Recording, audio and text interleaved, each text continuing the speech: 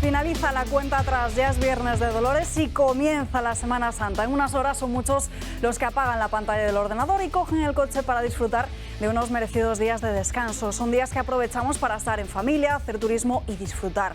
Además de las procesiones, las torrijas y los sonidos de cornetas y tambores, no podemos dejar de reflexionar y no olvidemos cuál es el verdadero significado de la Semana Santa. Recordamos la pasión y la muerte de Jesús en la cruz para salvarnos. Es uno de los momentos más importantes y que más significado tiene para los católicos. Desde este Domingo de Ramos y hasta el Domingo de Resurrección hay que recordar cuál es el verdadero sentido de la Semana Santa y la Cuaresma, la muerte de Cristo que se convierte en el Salvador con su sufrimiento. Este tiempo también nos ofrece la oportunidad de sacrificarnos por los demás y de saber perdonar. Recordemos hoy también por todos aquellos cristianos perseguidos. Oremos por los que no están y volvamos a ese verdadero significado de la Semana Santa.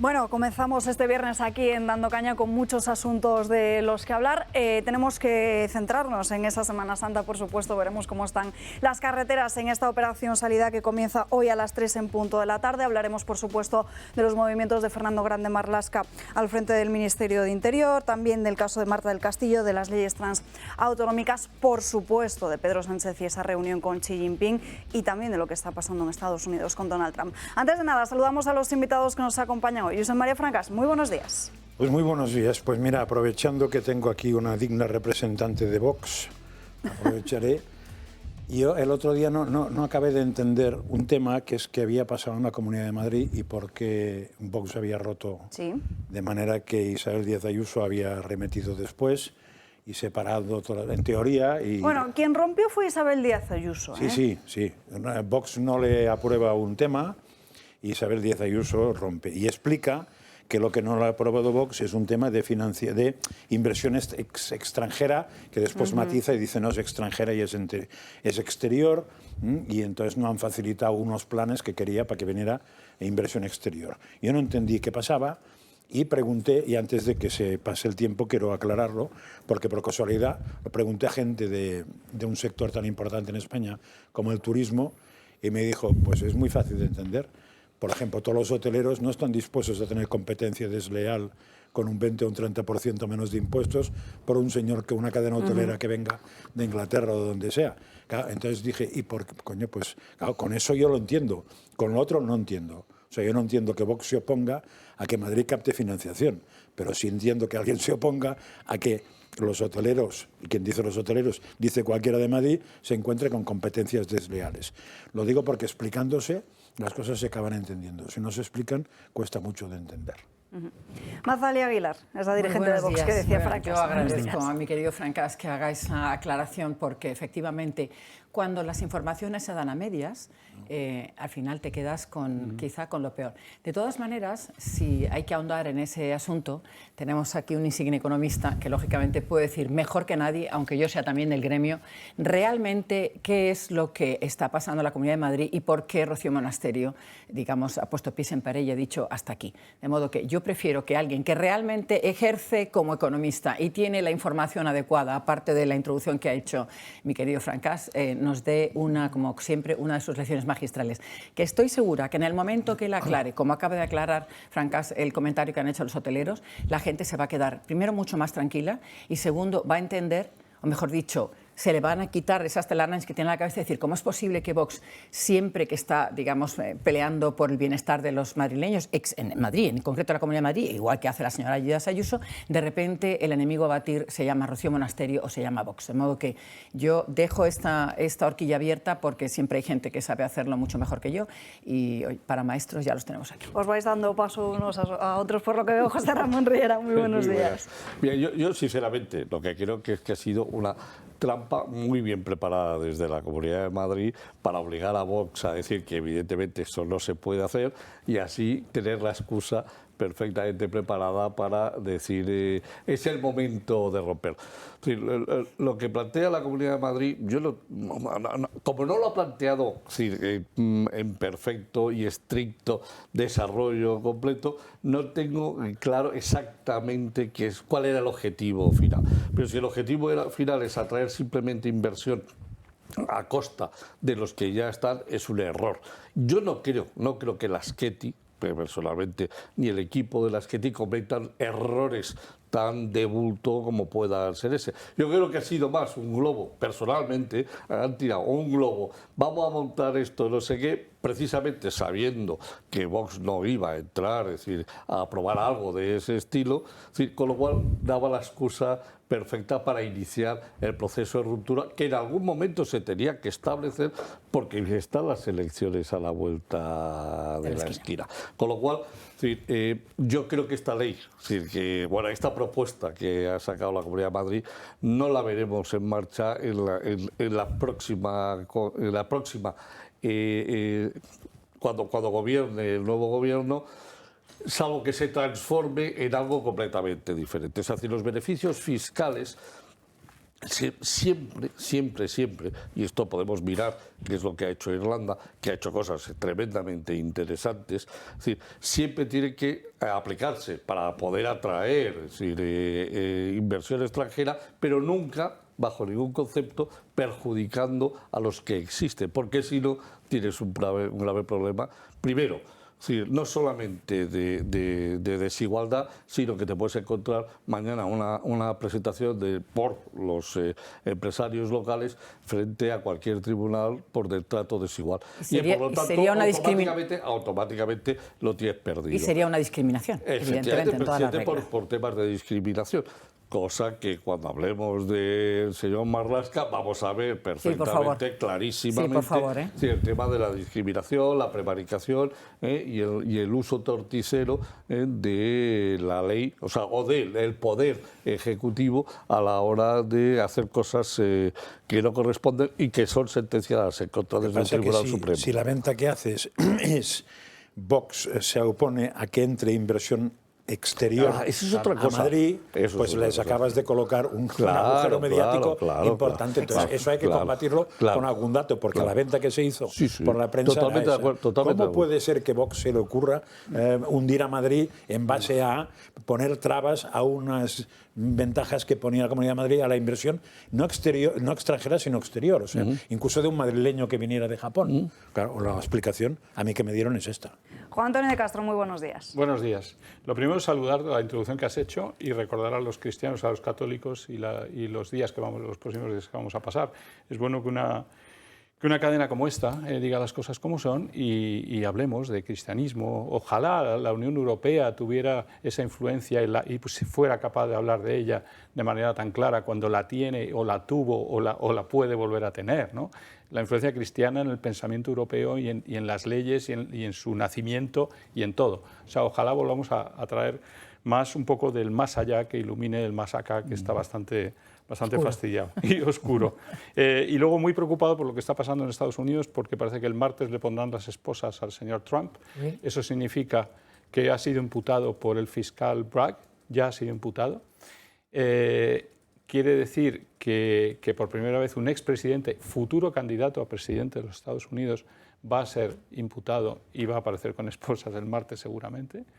Y lo más grave es que el fiscal Bragg ha sido financiado en su campaña como fiscal ¿por quién? Por el señor Soros. Y en este momento la Fox, la CNN y todas las cadenas están precisamente centrándose en Soros y en el ataque a Soros, porque no solo ha sido Soros y $1 millón a su campaña, a la campaña de Bragg, pero han sido además cheques de $10.000 varios del hijo de Soros, Jonathan, y de la nuera. Es decir, que aquí tenemos toda una familia Soros y su maquinaria financiando a un fiscal que en un momento dado tiene que tomar una decisión crucial, pero incluso para una posible guerra civil en Estados Unidos, porque meter en la cárcel a Trump o imputarle va a causar revuelo y las calles luego dirán que invaden el Capitolio y que son fascistas y todo lo demás, ¿no? Pero es que les llevan a ello. Si los jueces se ponen ya del lado demócrata y de esa manera tan bestial, como están diciendo los medios en Estados Unidos, no estoy yo acusando aquí, lo están diciendo en este momento, es que la justicia tiene mucho que desear en Estados Unidos y realmente eso puede llevar a que la gente se revuelva. O sea, yo creo que ahí estamos en un... He intentado llamar a la oficina de Europa del querido Soros, que está en Barcelona. No sé si tengo el teléfono mal o no contesta. En todo caso, si nos escucha alguien de la Open Society Foundation, por favor, ¿no?, que se pongan en contacto con nosotros. Estaremos encantados en preguntarles por qué y cómo ven esta financiación del fiscal brag y la imputación de Trump. Como decimos, comienza la Semana Santa. Parece que la ocupación y el turismo coge impulso después de unos años complicados por la pandemia. Vamos a ver cuáles son los datos, tanto en hostelería como en ocupación. Empieza la Semana Santa y con ella la tan temida Operación Salida. Con la llegada de este Viernes de Dolores, la DGT da el pistoletazo de salida. Esta primera fase comienza hoy a las 3 de la tarde y finalizará el próximo lunes 10 de abril, lunes de Pascua. La DGT prevé hasta 16 millones de desplazamientos por carretera y para garantizar la seguridad contará durante estos días con la máxima disponibilidad de medios, desde helicópteros y radares hasta drones y perros. Pero ¿cómo está el sector turístico?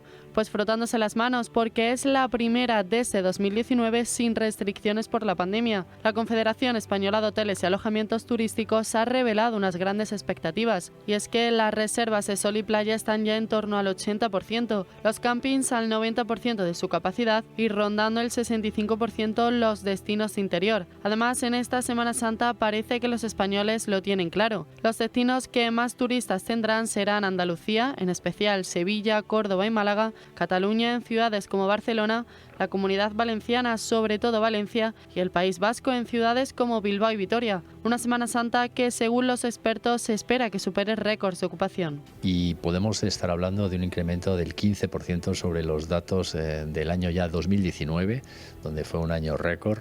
Una semana de las más bonitas del año que los españoles han esperado con ganas e ilusión. Y una semana para disfrutar, pero en la que también hay que tener mucha precaución al volante. Luego conectaremos en directo con la DGT para ver cuál es el estado de las carreteras de cara a esta operación salida. Sí, vamos a ver, es decir, muy interesante la noticia, porque además el Instituto Nacional de Estadística ha publicado esta semana los resultados finales del número de estancias durante el año 2022. El número de estancias durante el año 2022 de los españoles fue de 171 millones de estancias, pero este dato, si no lo comparamos con algo, no nos dice absolutamente nada. Si lo comparamos con el 2019, resulta que todavía en el 2022 los españoles han hecho 22 millones y medio menos de estancias que en el 2019. En el 2019 se realizaron 193 millones, casi 194 millones de estancias. Solo. Es decir, solo ha habido 2 comunidades, es decir, que sus habitantes han hecho más estancias. Fijaros, es alucinante. Los de Baleares, los habitantes de Baleares han viajado más afuera de las Baleares y los de La Rioja. El resto, para que tengáis un dato, los madrileños hemos viajado 3,8 millones menos de estancias, los andaluces 4,7 millones menos y los catalanes 3,3 millones menos. Es decir, el turismo nacional todavía está muy lejos, o ha estado en el 2022 muy lejos del 2019, que fue el año récord también de viaje, no solamente de recepción de turistas extranjeros, sino de movimientos nacionales.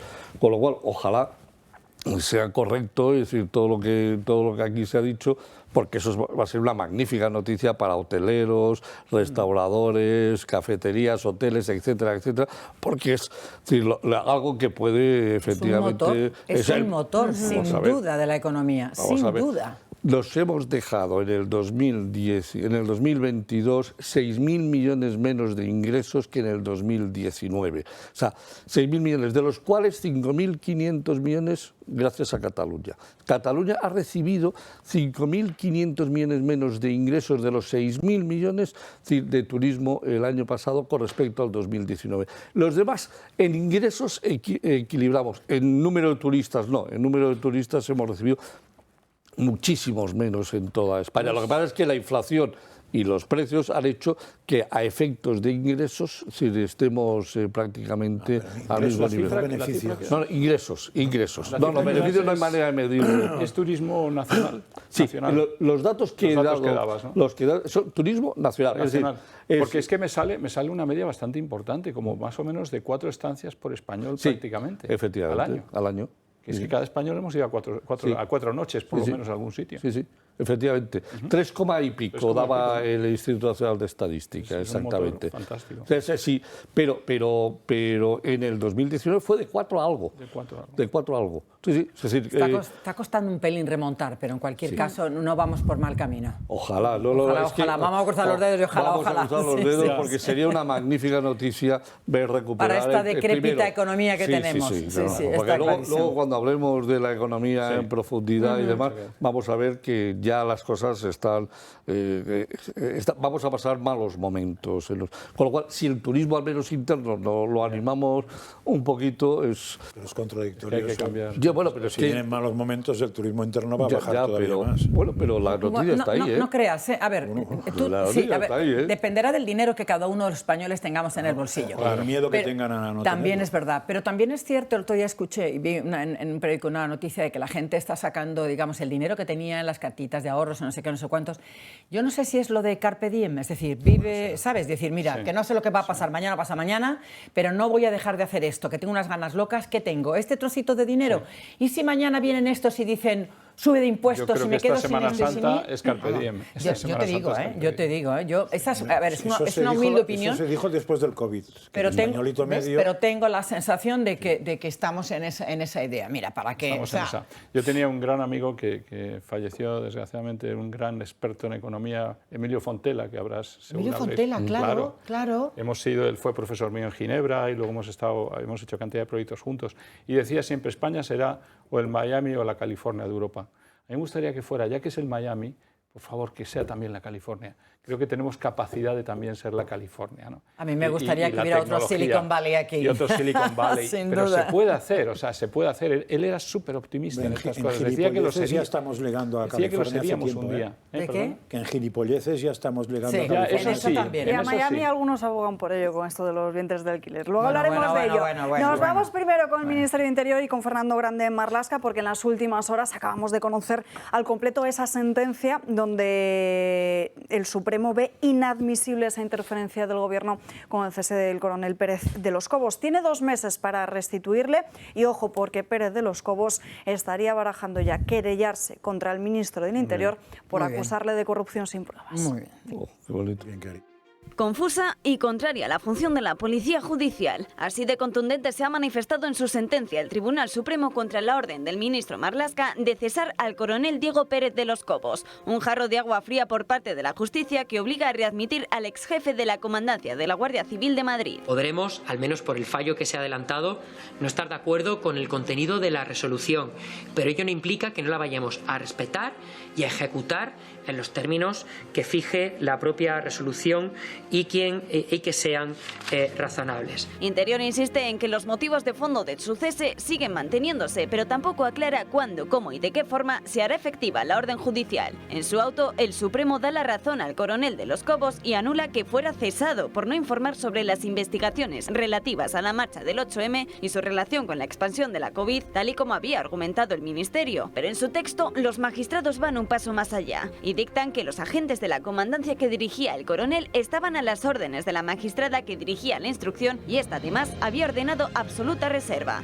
A pesar de todo, miembros destacados del Partido Socialista como Alfonso Guerra dan un toque de atención. ¿Cuál proyecto tienen hoy los partidos políticos que no se ve por ninguna parte? Cada uno le da pellizco de monja a uno al otro en tal cosa, en cual cosa, y digo además, cito ese caso porque yo por Pérez de los Cobos tengo bastante simpatía, porque uno que se la jugó en Cataluña cuando el golpe de Estado de los nacionalistas, yo tengo gran simpatía. Los grupos en la oposición por ahora solo se han manifestado en la Comisión de Interior en el Congreso y temen que Marlaska, al readmitir al coronel, encuentre nuevos motivos para cesarle, como por ejemplo su alusión al papel del entonces jefe de la Benemérita en la gestión de los fondos reservados de la trama Kitchen del PP. Bueno, pues en cualquier país normal del mundo, ante algo así, lo primero que tendría que hacer el ministro Marlaska es dimitir. Bueno, o que lo dimitieran. También. Vamos a ver, mira, ayer en el Parlamento Europeo me cogí un cabreo del 32 porque el lunes habíamos conseguido, por una amplia mayoría en votación, incorporar a la agenda del día siguiente un punto que era la discusión del Estado de Derecho. El título general era en Europa, pero habíamos conseguido meter en Malta y en España. Entonces, es verdad que hay una lista de peticiones por grupos parlamentarios para poder hablar minuto, minuto y medio, pero tenemos también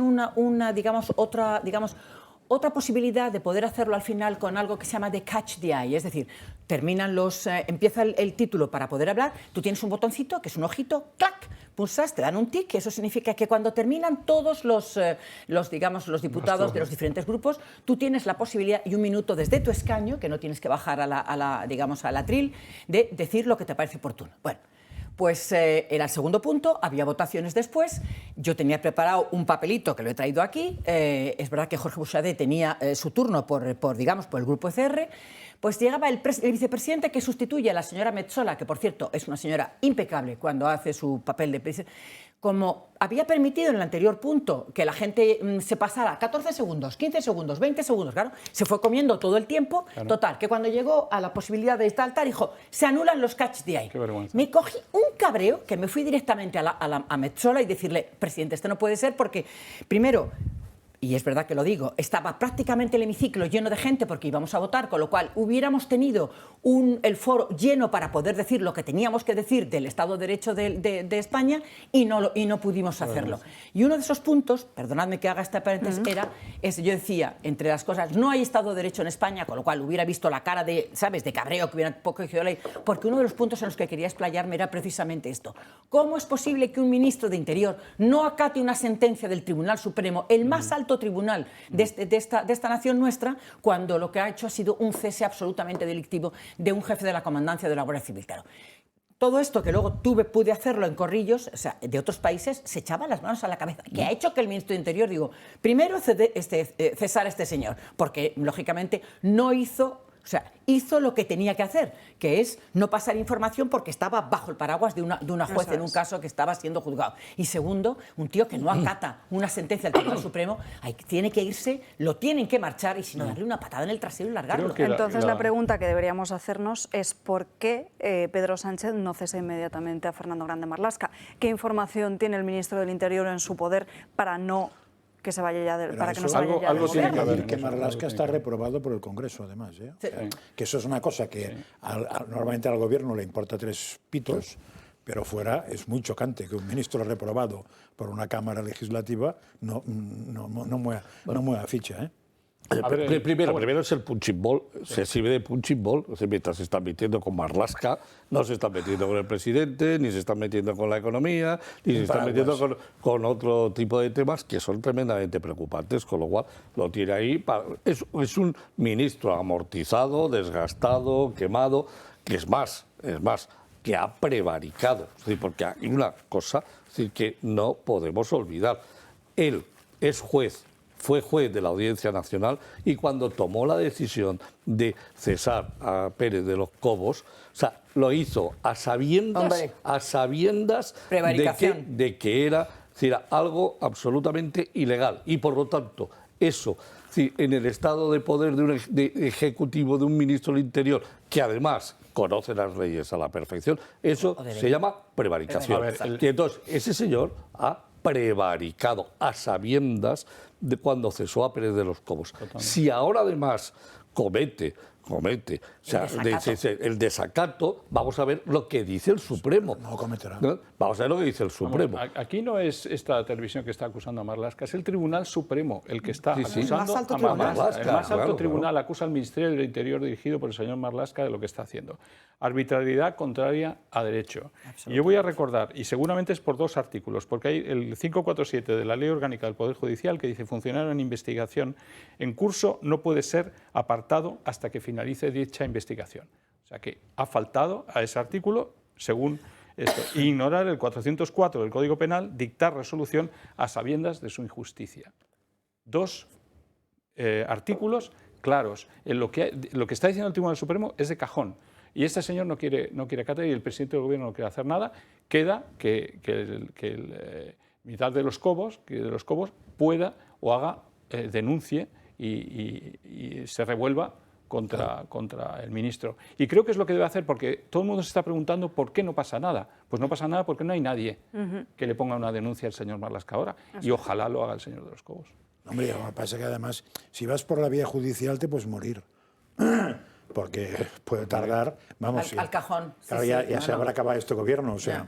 Ya. El problema tiene que haber algo políticamente, ¿no? El problema es el morro político, o sea, es que cuando en Alemania dimiten por haber plagiado 2 citas en una tesis doctoral, y aquí no dimiten por haberla copiado entera, o que te la haga otro y te la haga mal, copiándola entera, pues ya se ve que estamos en un nivel que más bien es lo que decía Mazzali, de que el Estado de Derecho es un cachondeo de derecho. Vamos. Pero cuando tienes el Parlamento Europeo y vas a hablar de nuestro Estado de Derecho y resulta que te hacen estas jugadas, como yo vi las que le hicieron, por ejemplo, en el tema del COVID-19, que no han invitado más que a los que pensaban exactamente como los que ellos querían, y están sacando un informe que es auténticamente una vergüenza, bueno, pues así funciona todo en el Parlamento Europeo. Es todo cocinillas, secretaría, influencias y lo que no vemos, seguramente. Entonces, da vergüenza, ¿no? Y tanto que nos inflamos la cabeza con, el Parlamento Europeo. No, tú lo conoces bien, tú estás ahí y se ven cosas absurdas, increíbles, se ven cosas y vergonzosas. Que dices, ¿y esto es el corazón de Europa? ¿Y el corazón de Europa. Dicen, de verdad, ¿eh? O sea, es verdad que encuentras gente estupenda, es verdad por que supuesto, gente y hay diputados impresionantes. Pero muy buenos, claro, de todo tipo y condición. De todo tipo. Pero la diputada húngara el otro día sigue haciendo la comparación. La que ha sido embajadora de Hungría en España. ¿Sabes cómo es la señora? Sí, yo la conozco personalmente. O Robert Ross, el holandés, que se enfrentó a Pfizer, ¿no? en una reunión allí del Parlamento Europeo. Hay gente valiente y que defiende las ideas de verdad. Le ha costado no vacunarse, no sé, también el que no lo dejaran entrar le ha puesto una denuncia al Parlamento Europeo. Tendríais que ver, ayer yo estuve sentada también en el primer punto porque intervenía Margarita de la Pisa y yo quería saber sobre el tema de los derechos, de la desigualdad de los salarios de hombre y mujer, y yo quería escuchar y ver qué es lo que se estaba diciendo. En ese momento entra el socialista López Aguilar, que tenga mi mismo apellido ya tiene tela. Y sí, ya he tenido que decir que no somos familia. Bueno, en cualquier caso, entra como una fiera enjaulada, dando paseos por un lado y otro, con un papel en la mano, porque claro, sabía que iban a ir a por él, por cierto, Jorge estuvo muy bien, y también estuvo muy bien Dolo Montserrat, ¿no? ¿De acuerdo? O sea, le dieron caña hasta en el carnet de identidad. Pero el tío se permitió el lujo, como todos de la izquierda que se vieron, a decir que esto era no más que una pantomima del Partido Popular, porque claro, ¿cómo era posible que pudieran poner en evidencia el Estado de Derecho español? Digo, ¿tendrán morro esta gente? Bueno, intentando increpar al Partido Popular claro, estos hablan de que nosotros cometemos no sé qué, un delito tal de dinero, y ellos, o sea, era señor, que este niño me ha pegado, como en el patio del colegio, ¿no? Verdaderamente vergonzoso. He de decir que los que pudieron participar en esa lista excepto la izquierda, es decir, todos los demás, inclusive extranjeros, es decir, otros diputados que no tenían nada que ver con que no eran españoles, quiero decirte, dieron caña como no te podéis imaginar. Lo horrible es la arrogancia con la que estos diputados de las grandes mayorías europeas entran y intercambian papelitos y hacen movimientos. Y además uno dijo, y además el Partido Popular con los de Vox, y nos señala. Y yo, claro, digo, mira, por eso me cogí el cabreo, que dije, me cago en la mar, que para una vez que tengo prácticamente la sala llena de gente, no me puedo despachar a gusto cada un minuto. Bueno, y aquí nos vamos a una breve pausa de publicidad. La Comunidad de Madrid tiene como prioridad proteger a la naturaleza, acercarla a los ciudadanos e integrarla en sus vidas. La naturaleza es de todos y es importante que los ciudadanos conozcan las actuaciones en materia de sensibilización y concienciación que se están desarrollando mayoritariamente desde la Dirección General de Biodiversidad y Recursos Naturales de la Consejería de Medio Ambiente, Vivienda y Agricultura. Los madrileños podrán contribuir a crear una región más verde y cuidada. Desde el Gobierno regional se desarrollan multitud de acciones, medidas y ayudas dirigidas a cuidar el medio ambiente. También disponen de un centro regional para la recuperación de ejemplares de animales silvestres recogidos en la Comunidad de Madrid. Se pueden realizar actividades en la red de centros de educación, talleres, visitas guiadas, senderismo o exposiciones. Son totalmente gratuitas y destinadas a familias, grupos, colegios y población local. Las medidas que se están llevando a cabo para proteger los humedales catalogados o los programas para la reintroducción de especies protegidas también son importantes a la hora de proteger el medio ambiente. Los madrileños podrán participar en otras actividades de sensibilización que se van a impulsar para potenciar el cuidado de nuestra flora y fauna, que son Apadrina un ave, Apadrina un árbol, Participa en los talleres sobre el aceite madrileño o cambia tu aceite usado de cocina por una botella de aceite de oliva virgen extra madrileños. 2 minutos para la publicidad, muy rápida, y enseguida estamos de vuelta. Les esperamos.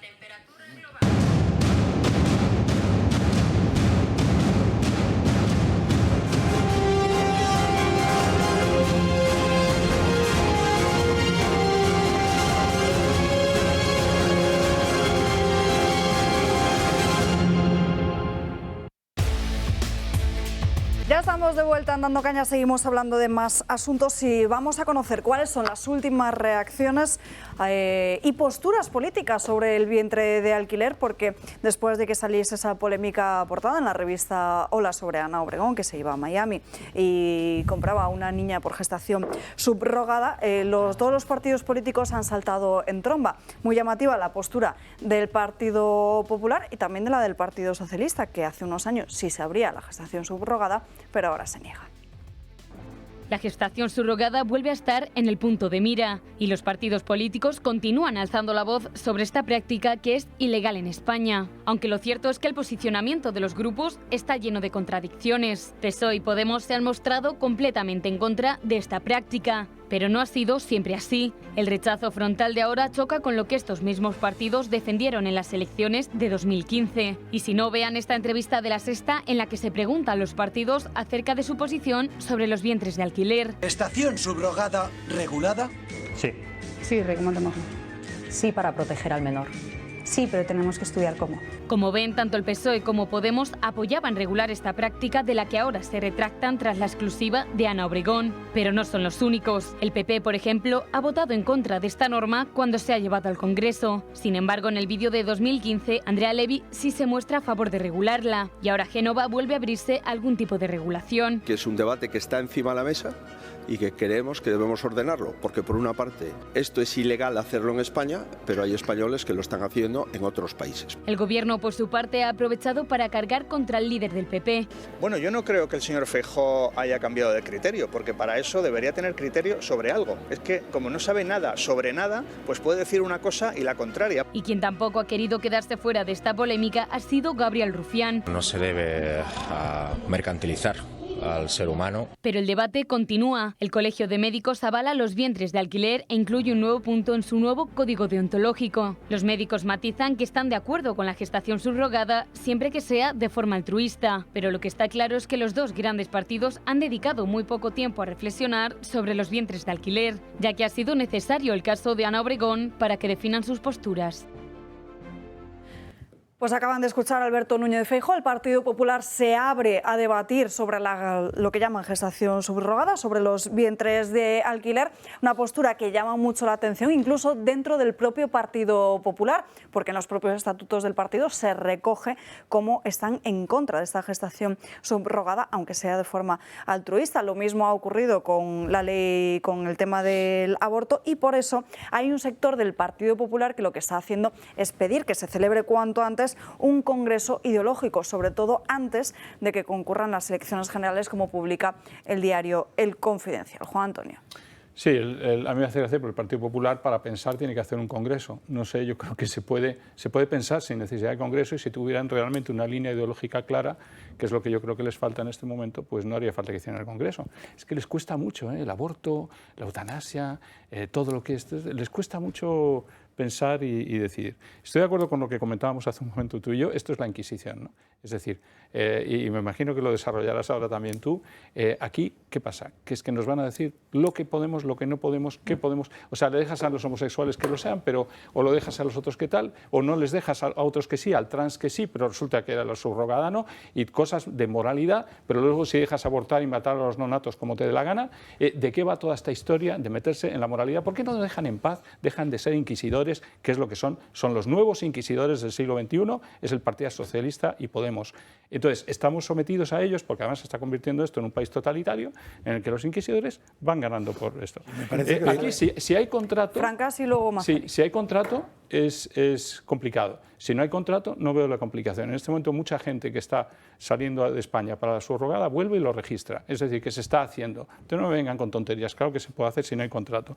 Y luego, para mí el tema es sobre todo, más bien, el bien que le puedas hacer o no a ese futuro, a esa futura niña, a esa niña. Es que esto es un debate muy importante que lo hemos hablado aquí. Una mujer, por ser mujer, no tiene derecho como tal a ser madre, pero un niño sí tiene derecho a ser criado en el seno de una familia y tener una buena educación. Tiene derecho a llegar a una familia que cuando tenga 12 años su madre no tenga 80. Porque la media de edad de marcharnos de este mundo es 83, 85, creo. Pues no es bueno para la niña pero tampoco. ¿tú crees que en este caso este niño pero desde luego yo no voy a juzgar. Arropado y en una situación económica, familiar, que ya les gustaría a muchos otros niños de unas familias con... Mira, me vais a perdonar... ¿Y qué, Mazali? Pero, vamos a ver, espera un momentito. Vamos a ver. Pero ¿quiénes somos nosotros? Ni este gobierno, ni nadie, para decirle a la gente lo que tiene que hacer. Claro. Es decir, tú tendrás unas ideas al respecto, yo tengo otras ideas, yo no le estoy diciendo que a nadie, no es que no se me ocurriría, como tampoco, y lo ha dicho muchas veces mi presidente, es decir, cada uno puede hacer, te puedes acostar con quien te dé la gana, y cada uno es muy libre de hacer con su persona lo que considere hacer, pero ¿quién soy yo para decirle a esta señora lo que puede o no puede hacer? Ella no lo está haciendo en España, se ha ido a otro país donde es ilegal. Legal. Lo estamos comentando. Es muy probable que haya una carga genética, no lo sé. A mí puede ser es familiar, una teoría que no está confirmada. Pero Vox Populi y varios medios lo hablan. En cualquier caso, que yo le voy a dar mi opinión, le voy a decir si está mal o está bien lo que está. Por favor, que dejen a la gente que haga lo que quiera con su vida. Sí, esa tú puedes libertad, tener una opinión al respecto del aborto, de tal, y yo puedo tener la mía y la puedo expresar en privado si me la preguntan. Pero si no me la preguntan, ¿quién soy yo para decirle a esta señora qué tiene que hacer? Si se ha ido a Miami a tener a esa niña o no esa niña, no hay más que ver la cara de arrobo cuando ha tenido ese bebé. ¿Tú crees que a ese bebé le va a faltar algo? Pero en cualquier caso, esto es una absoluta, como ha dicho nuestro colega, inquisición. Nos están diciendo lo que tenemos que hacer o no hacer en cada momento. Me parece una aberración. Yo por ahí, desde luego, no voy a pasar. De todos modos, a mí sí que me gustaría separar, ¿eh? No me gustaría que centrásemos el debate en Ana Obregón, porque ha sido usada como percha de actualidad. Muchos otros personajes de la farándula también han decidido hacerlo y, como dije ayer, no se armó tal revuelo por ello. Entonces, separemos por un lado el caso Ana Obregón y hablemos del debate en sí, que es lo importante, que son los vientres de alquiler. No, a ver, yo creo que ayer ya hablamos bastante del tema y el que le interese pues tiene distintas maneras de recoger el programa de ayer, que se intentó profundizar, no hasta el fondo, porque no había ningún experto, pero bastante sí. Curiosamente, me parece que fue también ayer que el Colegio de Médicos de Madrid presentó un nuevo código deontológico actualizado, donde se habla de ese tema.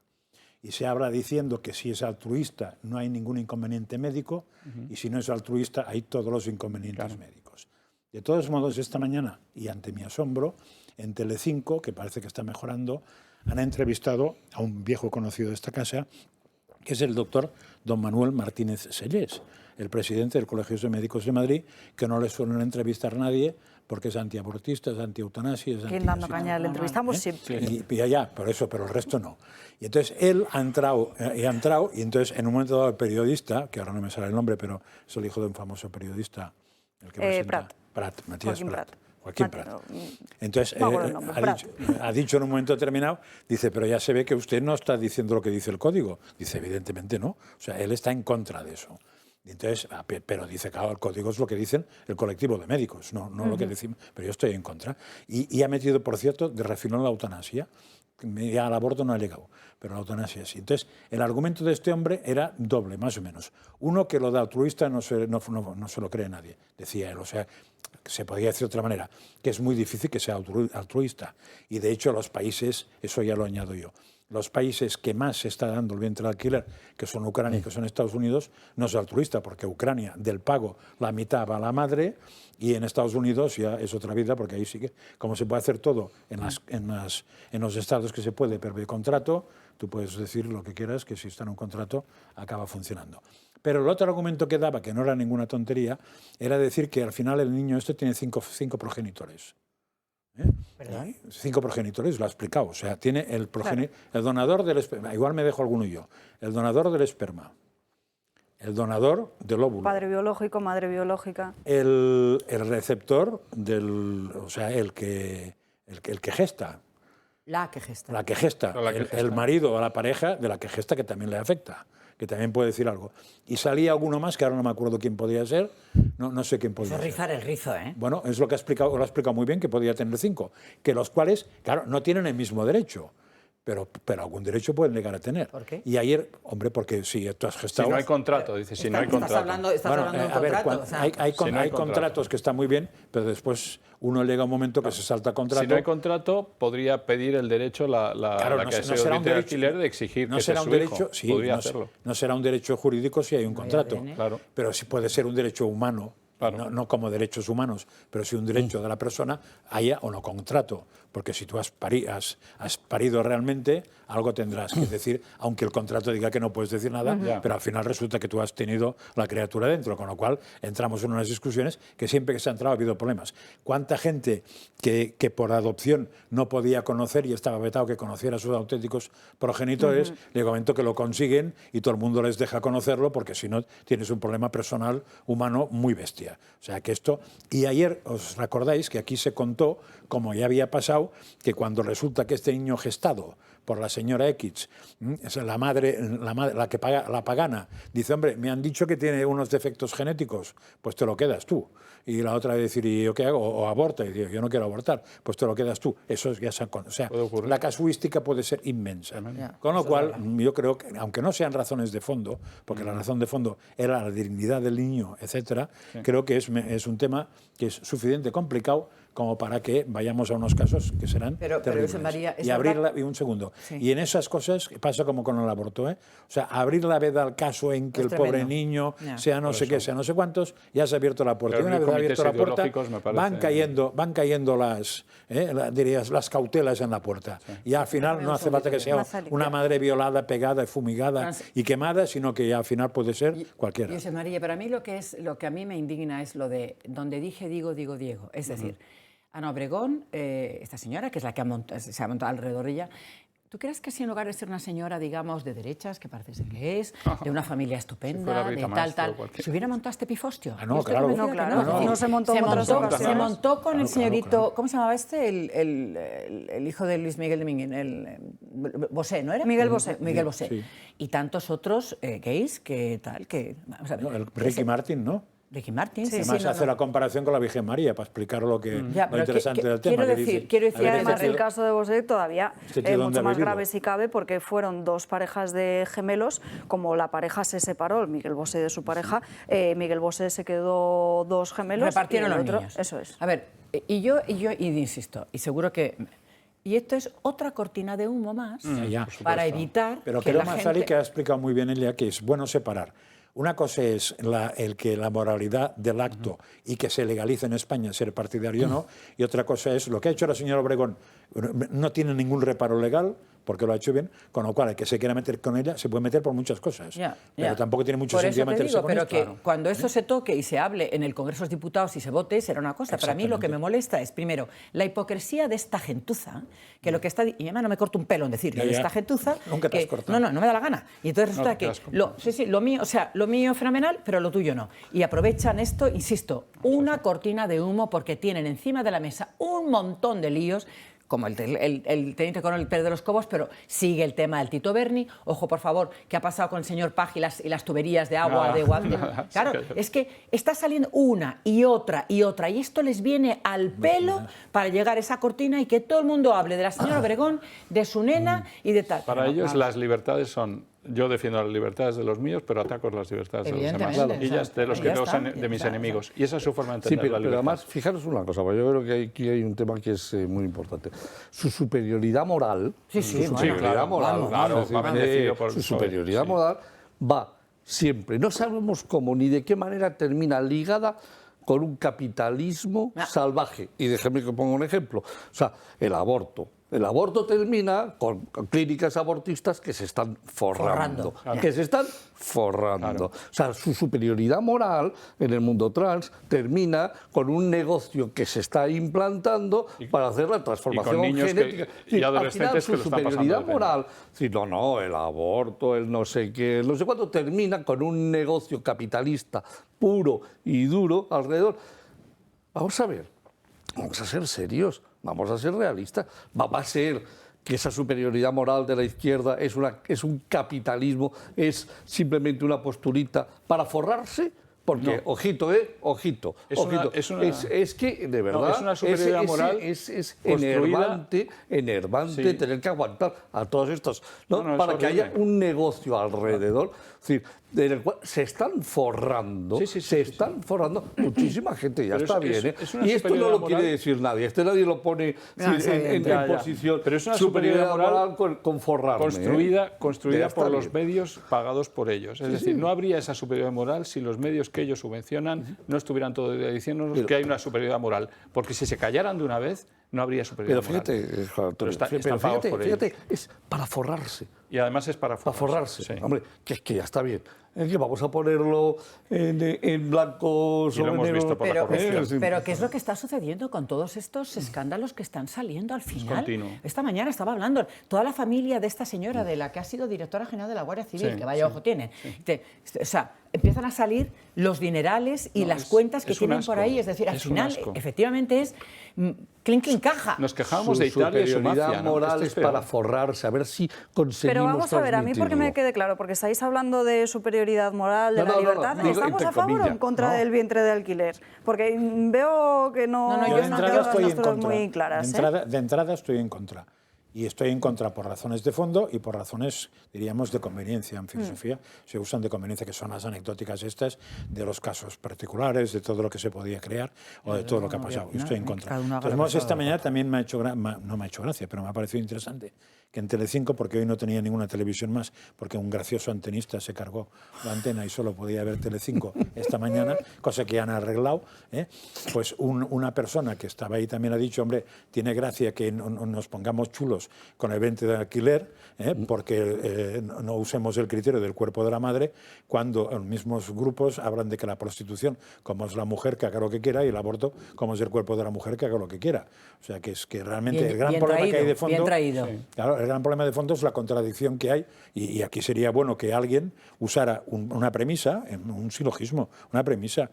Hoy acepto que la mujer, su cuerpo puede hacer lo que quiera, entonces salen una serie de conclusiones. Yo como no acepto eso, porque bueno, a ver, acepto con su cuerpo de la mujer, no con el cuerpo de algo que está dentro de la mujer. Claro, ahí está el problema. Aquí España se ha posicionado en contra, bueno, es ilegal.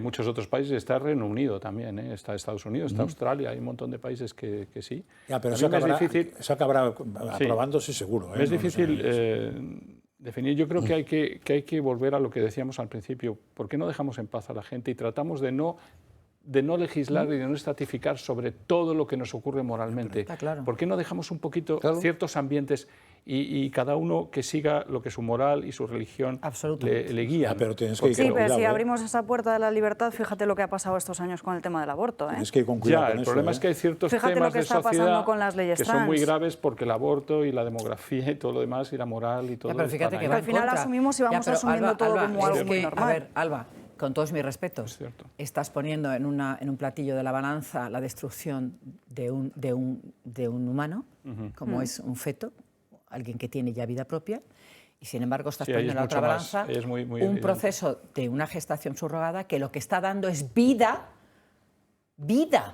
Ya, pero con ese argumento, pero escúchame, estamos diciendo el proceso al que se ha llegado para hacer esa vamos a ver, que yo es que no los pondría, no acercaría las dos cosas al mismo tiempo. Ese argumento es tan peligroso como que podremos fabricar humanos en el laboratorio que dé la gana con las condiciones que queramos, porque serán humanos. Ahí está. Yo podré decidir que voy a fabricar un humano con 4 patas, o con no sé qué, con no sé cuánto, porque serán humanos. A ver, lo que trato de decir es que no se, primero, es verdad que no se pueden, pero lo que quiero es decir que no creo que se tengan que anteponer las dos cosas. Es decir, yo, perdona, pero... No es lo mismo, pero un cierto límite sí. Hago mío el comentario, es decir, que la gente tome la decisión que considere dentro de la ley, que considere oportuna. Y acabas de decir algo importante, dentro de la ley. Evidente. Claro. Y has dicho algo que manchaca bastante.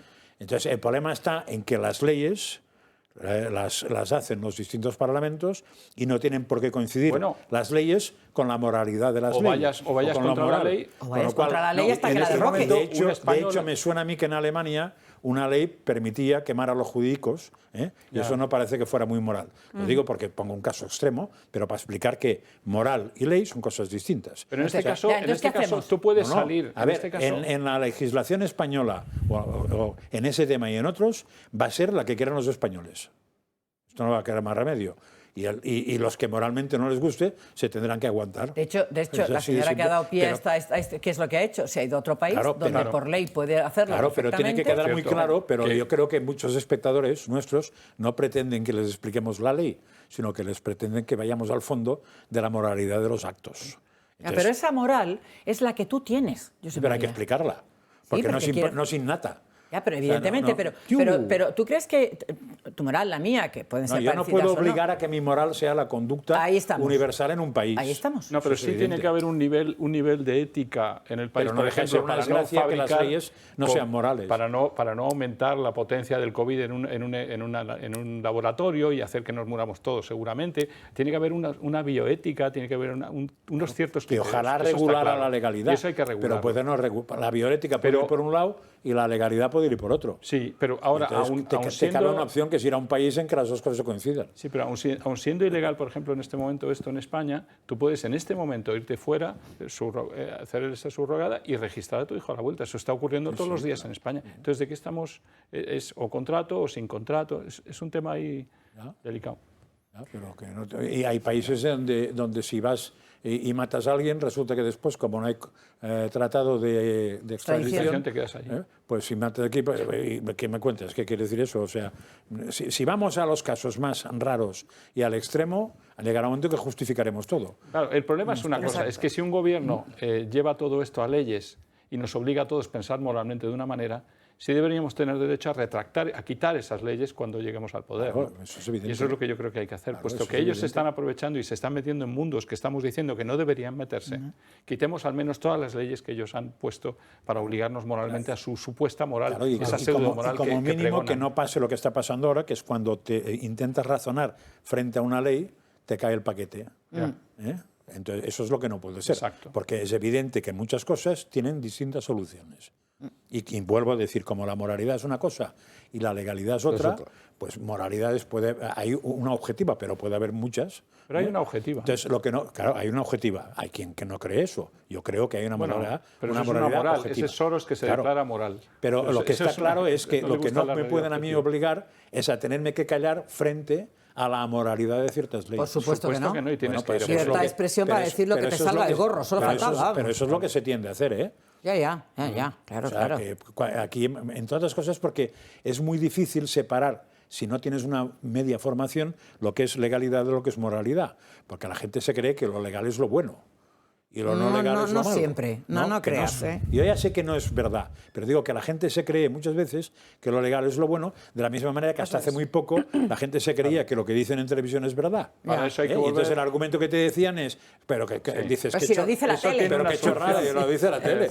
Y dices, eso está mal. ¿Cómo que está mal si es legal? Pues eso tiene una solución. Volvamos a inspirarnos del derecho natural y no de esta especie de pseudo derecho horizontal que está creando cualquier cosa una ley. Eso va a costar siglos si es que llega alguna vez más. No, va a llegar. Justo el hombre se ha rebelado contra... Fíjate que en el fondo la lección del Génesis 1.1 es que el hombre se rebela contra eso. Con dos ya se rebelaron los dos. Sí. Imagínate ahora si se van a apuntar todos al contrario. Es decir, está claro que el hombre lo que no quiere es que ni nadie, ni siquiera Dios, le dicte normas. Quiere dictarlas él.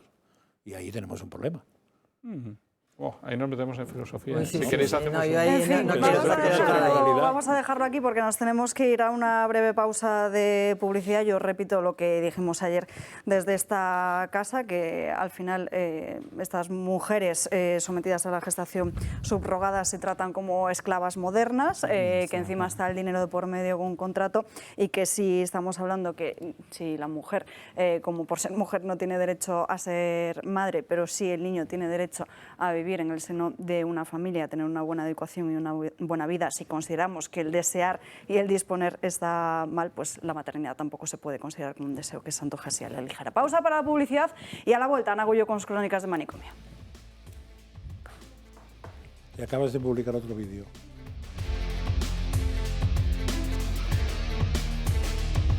Ya estamos de vuelta en Dando Caña, seguiremos hablando de muchos otros asuntos, pero antes les contamos que Durán y Durán Abogados ha obtenido una sentencia del juzgado de primera instancia número 3 de Esplugues de Llobregat que declara abusiva una cláusula de intereses de crédito revolving con TAE 14,75%. Resulta que el Supremo dictó 2 sentencias el 15 de febrero pasado por la que declaró para los contratos de créditos o tarjetas revolving que habría que verificar si el tipo era o no usurario. Se ha de verificar si el tipo de contrato era o no superior en 6 puntos al tipo medio aplicado por los bancos para este tipo de créditos.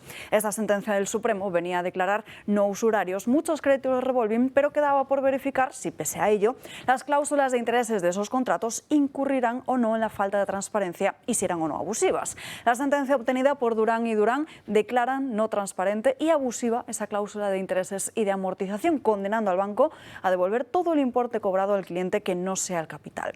Y como el tipo era alto, el banco tendrá que devolver mucho dinero. En unos minutos les vamos a contar qué es lo que está pasando en China con esta reunión entre Pedro Sánchez y Xi Jinping. También les contaremos qué está pasando en Estados Unidos y si la gente efectivamente, como veíamos a primera hora de esta mañana, está saliendo a las calles para apoyar a Donald Trump. Pero antes, Ana Gullois, Crónicas de Manicomio. Buenas tardes, Ana. Muy buenas tardes, Alba. Bueno, lo primero de todo tenemos que completar una noticia que dimos ayer, que fue en relación a esa proposición de ley que habían presentado dos diputados que forman parte del gobierno de coalición del gobierno de Israel, en el que indicaban que se prohibía expresamente esa evangelización en el país. Bien, finalmente volvimos a hablar con la embajada y nos confirmaron que habían hablado con el gobierno de Israel y que les habían confirmado que no se había presentado ese proyecto de ley en el Parlamento.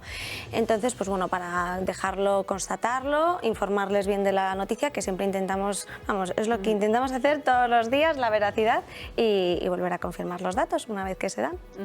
Bueno, hay que tener cuidado con estas noticias, porque fíjate que lo leí hace muchos medios de comunicación que lo daban por hecho que lo habían y fíjate, presentado. todo lo contrario.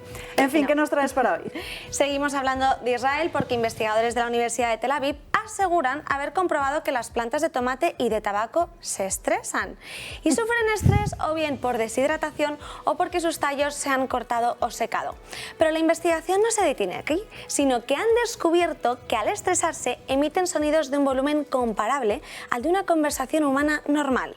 Lo que ocurre es que la frecuencia de esos ruidos es tan alta que nuestros oídos no la detectan, pero confirman que probablemente puedan oírlos los insectos, otros mamíferos y otras plantas.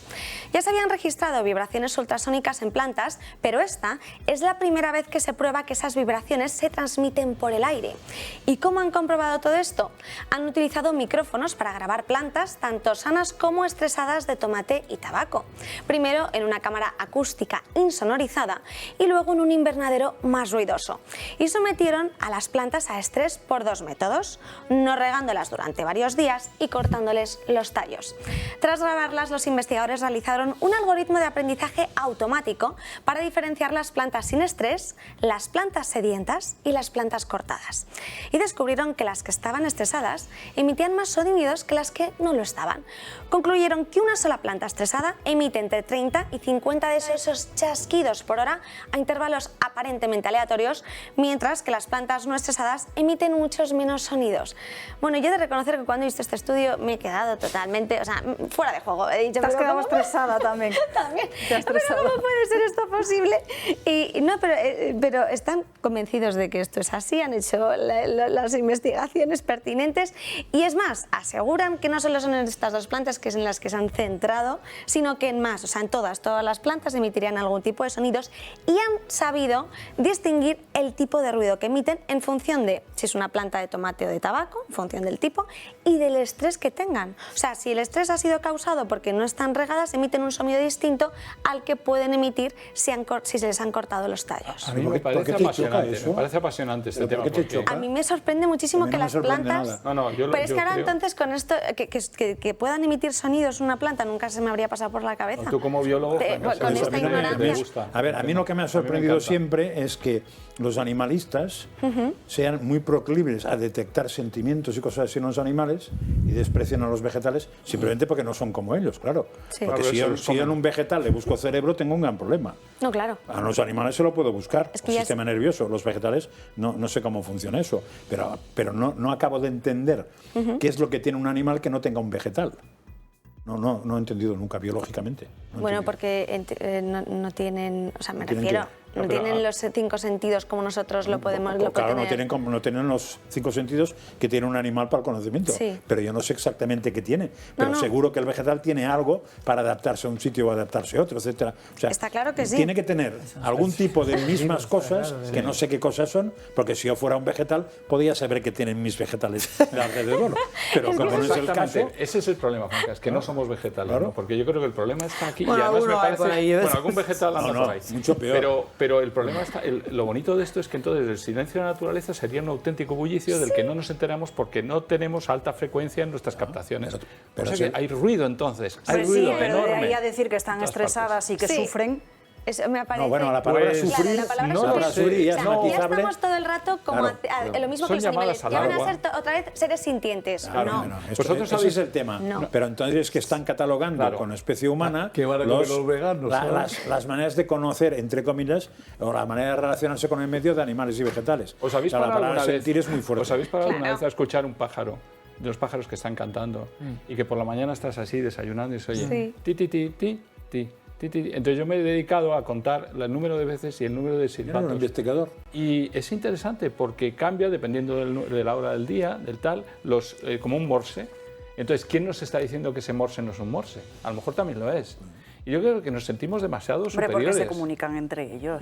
Sí, por eso, que se comunican en números seguramente de Tienen silbatos. que avisar o- si hay peligro, por ejemplo. o avisar si hay peligro, todo eso. Entonces, yo creo que nos enteramos porque eso, queremos tener la captación, no tenemos la captación de las No, plantas, pero estoy seguro que, Claro, porque no ya el que criterio sufren, que pero a lo mejor usamos es una es el llamada nuestro. para las vecinas, para que te están arrancando la hoja, pues que no te la No, al arranquen a ti, final, que me echen agua. Es un poco lo que decía Franca, son seres vivos, entonces Por pues eso yo no tienen veo sus- más diferencia que, hombre, Pero son de otra estirpe zoológica, es que no zoológica, es otra estirpe vital, Sí. porque es un reino aparte. Pero el darle la terminología de sintiente, sentir... Sí, pero yo es que no se la eso- daría ni a las vacas, Claro. ¿eh? No. Sí, que tú además con esto del lenguaje Bueno, eres lo bastante único, cañero. para rematar... Pero me ha gustado Sí. una cosa que ha dicho José Ramón que no se le ha escuchado, que la No, tiene porque que sigue por la decir. vaginis o... No, y a partir de ahora, ¿qué van a comer los veganos? Exacto.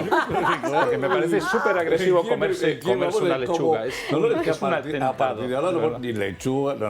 Imagina Muy lo que siente divertido, la no, lechuga muy en el grifo. interesante, Bueno, pero de momento podrán Pero comer entonces bacterias, es interesante porque... virus, Sí, pues que algas, coman, ¿no? Sí, oye, y hongos. O sea, yo Sí. pienso Todos seguir son reinos comiéndome mi distintos. chuletón, es decir, mi pescadito, Yo a también, la yo plancha, sin ningún tipo, y mis ensaladitas. O sea, Y no creo que el pescado se enfade. Pero ¿verdad? Es decir, que ahora un vegano, ante esta noticia... Sí, estáis hablando al mismo tiempo en tres partes de la mesa y no se entera nadie. Sí, con esta noticia, a partir de ahora, un vegano tiene un problema muy serio.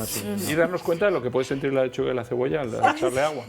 Y luego también es muy útil porque lo van a poder usar para los sistemas de riego agrícola, porque ¿para qué? Para monitorear el estado de hidratación de los cultivos y entonces poder distribuir el agua de forma más eficiente. Eso sí parece Pues más no te extrañe más que lo hayan hecho interesante. por eso en Israel. Seguramente.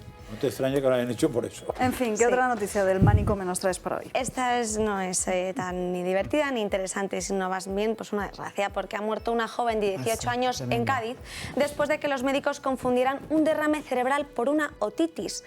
Nos remontamos al pasado mes de septiembre, cuando la joven Mar Gutiérrez Pullet acudió al centro de salud de La Longuera de Chiclana con los siguientes síntomas: vértigos, pérdida de conocimiento, incapacidad para andar, respuesta verbal anormal y otalgia derecha, que es un dolor que se produce por esta parte de aquí. Fue trasladada al Hospital Clínico de Puerto Real, donde le diagnosticaron otitis erróneamente y le dieron el alta. Pero los padres no estaban conformes con el diagnóstico y decidieron permanecer en urgencias.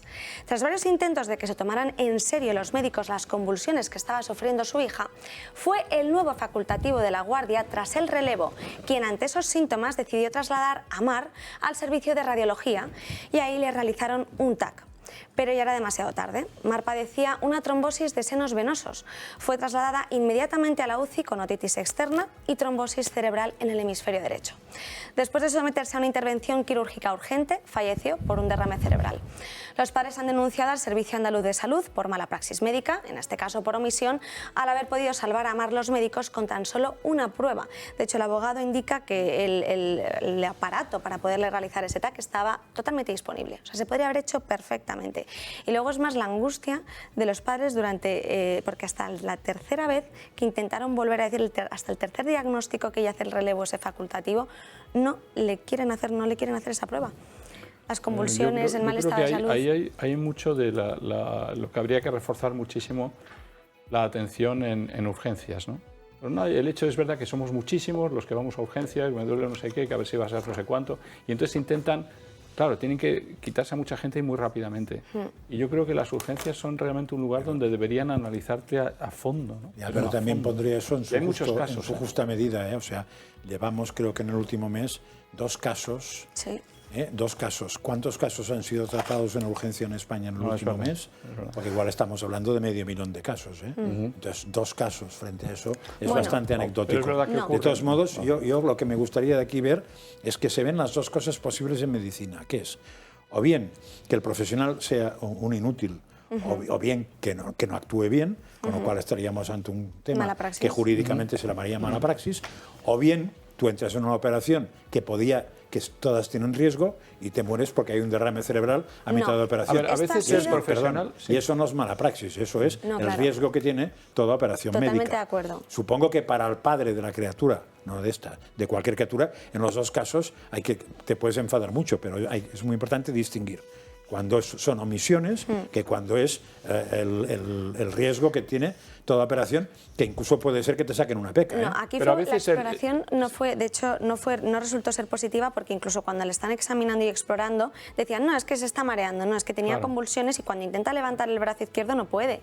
O sea, había bastantes síntomas El problema es que a veces de que la niña no estaba no tenía una otitis. A veces el profesional... La mala praxis o la negligencia es del primero y no es del que opera. No, claro. Que el que opera se le muere. A veces el profesional de urgencias, lo que ocurre es que tú vas un sábado, el profesional de urgencias te dice, para esto yo creo que también haga usted esto, pero también sería bueno que fuera a ver que le vaya a ver a un especialista. Y entonces ahí es donde no te pone o no la urgencia ese especialista.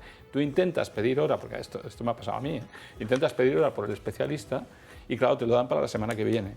Si tienes un problema de dudas, de derrame, estás terminado. Con suerte. Entonces, por eso es tan importante, yo creo que tienen que afinar muchísimo en ese primer diagnóstico y eso es muy importante. Tiene que haber los mejores, deberían estar en esas urgencias. ¿Me permitís un momento? A ver, totalmente de acuerdo, pero yo siempre tengo la misma pregunta que me hago a mí misma.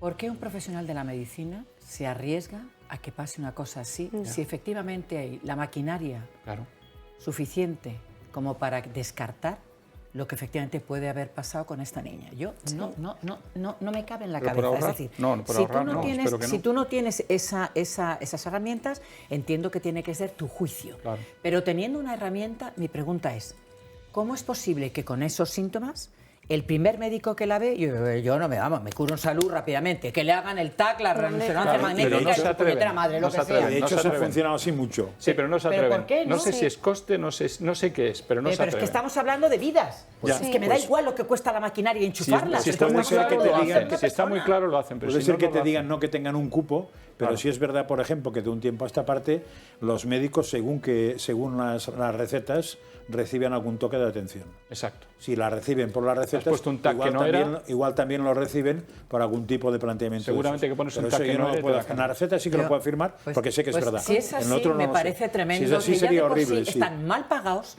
no hay suficiente gente y tienen guardias de 24 horas. Es que acabo de venir de hace un momentito de una niña que me lo ha recordado, que se presentó con un brazo así, pensando que tenía un trombo, y ha estado 10 días hasta que han descubierto que lo que tenía es que se había roto unas ¿cómo se llama? Una rotura de hacer ejercicio y resulta que le había provocado un... Pero vamos a ver, insisto, ¿tú médico vas a correr el riesgo de que le pase? Yo no lo haría. De todos modos, me parece que en España, no sé si es verdad, pero creo que en España no hay especialidad de médicos de urgencias.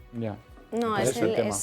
Claro, eso es un problema. También es un dato. Porque hay Y un me médico parece que general. los colegios insisten en que sería una especialidad. Claro que Debería, sí. en Estados Unidos lo hay. Además, sin muy duda. buena, debe ser muy buena. Luego, Me con parece, respecto pero tampoco afirmo. A los casos aislados, tengo los datos según el Defensor del Pueblo de los casos de mala praxis que hay en España. Por ejemplo, el año pasado se murieron 699 personas por esa mala praxis médica, de las 13.000 quejas que había con respecto... ¿Y de cuántas no quejas? Claro, ¿Y cuántas no quejas? de cuántas no quejas, justamente. Entonces, de esas presuntas, son 455 más que en el año 2021. O sea, ha incrementado de tanto el nivel de mortalidad, sí, lo ha doblado, y de hecho las muertes son 71 pacientes muertos más.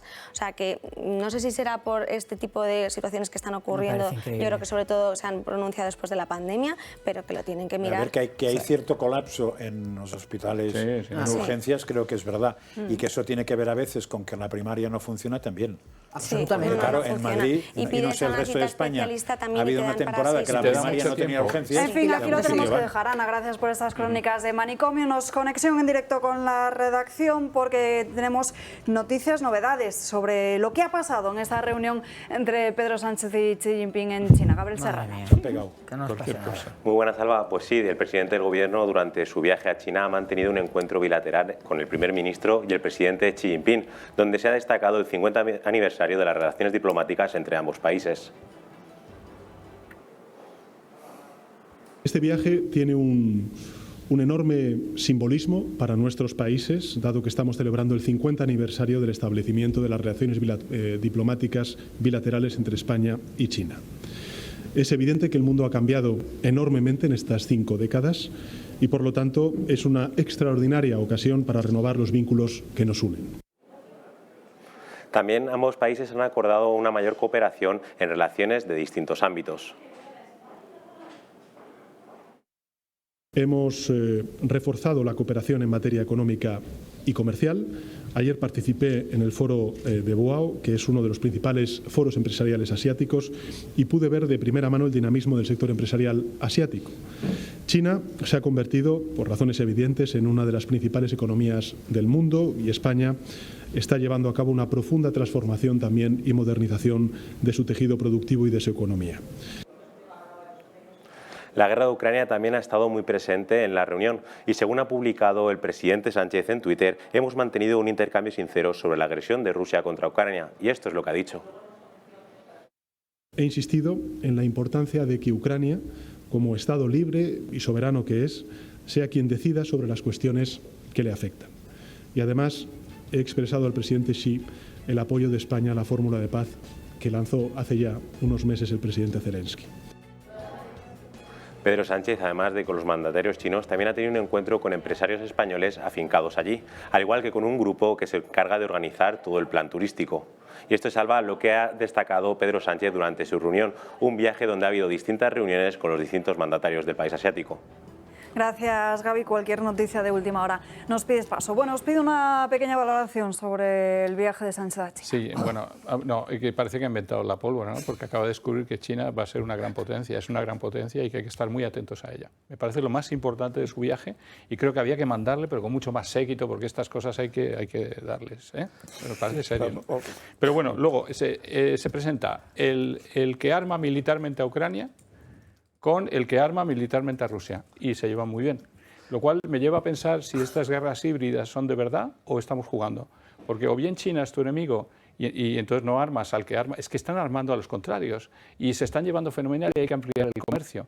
Empiezan a no entender nada o realmente están jugando y se están despepitando de nosotros porque les parece que vale la pena porque somos tontos, ¿no? Creo que va más bien por ahí.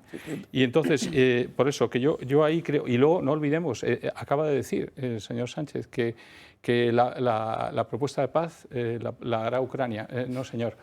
Hay 12 puntos que está proponiendo China y 10 puntos que está proponiendo Ucrania. Entonces, por lo menos China-Rusia podrán decir algo con Ucrania en cuanto a una paz, porque una paz no llegas diciendo el que pone los 10 puntos de Ucrania es el que se la tiene que llevar. No, así no llegas a la paz. O es que no ha visitado la ONU o no se ha enterado nunca de cómo se hace la paz entre contendientes, o es que otra vez nos tomamos por idiotas. Entonces estamos ahí. Creo que la paz se llegará y además hay que llegar rápidamente porque hay propuestas ya en la mesa y no sé a qué están esperando. O es que les gusta que sigan muriendo 10.000 personas al día o 5.000 o 3.000 o me da igual y que la muerte nos dé igual y que en Europa sigamos haciendo comercio con China tan contentos. Y no solo eso, una OTAN que añade un párrafo este año en la cumbre de Madrid atacando a China. Pero estamos locos. ¿Qué creemos? ¿Que con estas militares vamos a conquistar mercados? Cosa que me parece una aberración absoluta. Bueno, pues entonces, ¿de qué meter a China como enemigo de la OTAN? Y ahora irse a hacer negocios con ella. No se entiende nada, ¿no? Es que es todo un desideratum de estupideces, una detrás de otra. Es decir, descubrir que China, por si acaso alguien no se ha enterado, que se mire los informes del Banco Mundial, en el cual, utilizando el método de capacidad de compra, China ha superado en un 22% el PIB de Estados Unidos. Esto, por si acaso alguien no se lo mira. Pero se acaba de dar cuenta Sánchez. Si alguien como no se lo lee, pues no se enteran de nada.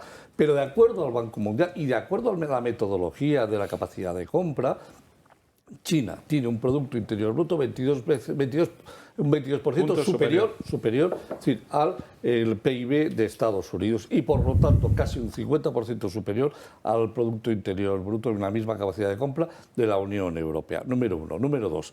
En el mecanismo financiero plurianual 2021-2027, que es el sistema de financiación de la Unión Europea, para el conjunto de las empresas europeas, se dice clarísimamente que se va a dedicar 1 billón de euros entre el 21 y el 27 a ayudar a las empresas europeas a financiarse para competir, 2 puntos, con las empresas chinas y con las empresas de Estados Unidos. El mecanismo financiero que utiliza la Unión Europea para ayudar al conjunto de las empresas europeas está fundamentalmente orientado y dedicado para que las empresas europeas se capaciten, se preparen y compitan en nivel de igualdad con las chinas y con las americanas. Con lo cual, este señor que forma parte del Consejo Europeo, no se entera. Te hago una pregunta. Voy a ver cuando esté en la presidencia del segundo semestre. Eso que acabas de decir es dumping. Eso es dumping, ¿no? Está prohibido en la OMC. No. Es que puede llegar a ser dumping. Eso es espabiling. No, perdón. Eso sería espabiling. No solamente no es dumping, sino que es que tú tienes que presentar proyectos a la Unión Europea, proyectos que te permitan mejorar tus capacidades y desarrollarte, y entonces te dan dinero para que tú los desarrolles. Luego exportas con ventaja, lo que estás haciendo dumping internacional. Lo que estás haciendo es desarrollar el tejido empresarial europeo. A ver, y ahí distinguiría otra vez a varios niveles. O sea, el hecho de que el presidente de gobierno español vaya a China, creo que no es criticable. Es más bien aplaudible y tendría que hacerlo el anterior y el anterior, porque realmente China ahora mismo probablemente es la potencia emergente más importante del mundo. Otra cosa distinta es lo que diga en las reuniones, que por la información que han dado tampoco sabemos mucho, con lo cual no sabemos si ha hecho ridículos, si se ha meado a mitad de reunión, si ha comido pipas donde no debía, o si ha sido brillantísimo lo que ha dicho. Yo no tengo ni puñetera idea.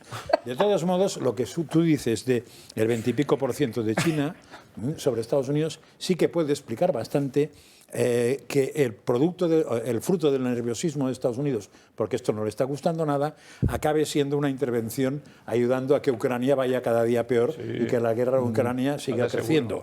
Con lo cual sería más bien una explicación de qué es lo que está pasando o qué nos espera porque vaya a pasar. Porque según parece Estados Unidos está muy nerviosa porque ya no organiza la vida del resto del mundo, sino que hay otros señores que están diciendo nosotros también la queremos organizar. Es más, tenemos ya casi más potencial. Es más, tenemos su deuda pública comprada por nosotros, con lo cual no nos toque mucho las narices, que puede tener un problema. Morir matando. Vamos a cambiar de asunto y por eso ya está en nuestra mesa Sandro Meco de En Dos Continentes para hablar lo que está pasando en Estados Unidos. Buenas tardes, Sandro. Muy buenas tardes, Alba. Pues se ha hecho la introducción antes Juan Antonio de forma magistral. Sí, pensábamos que no iba a llegar el momento, pero ha llegado. Donald Trump se convierte en el primer expresidente de Estados Unidos en ser imputado. Nixon.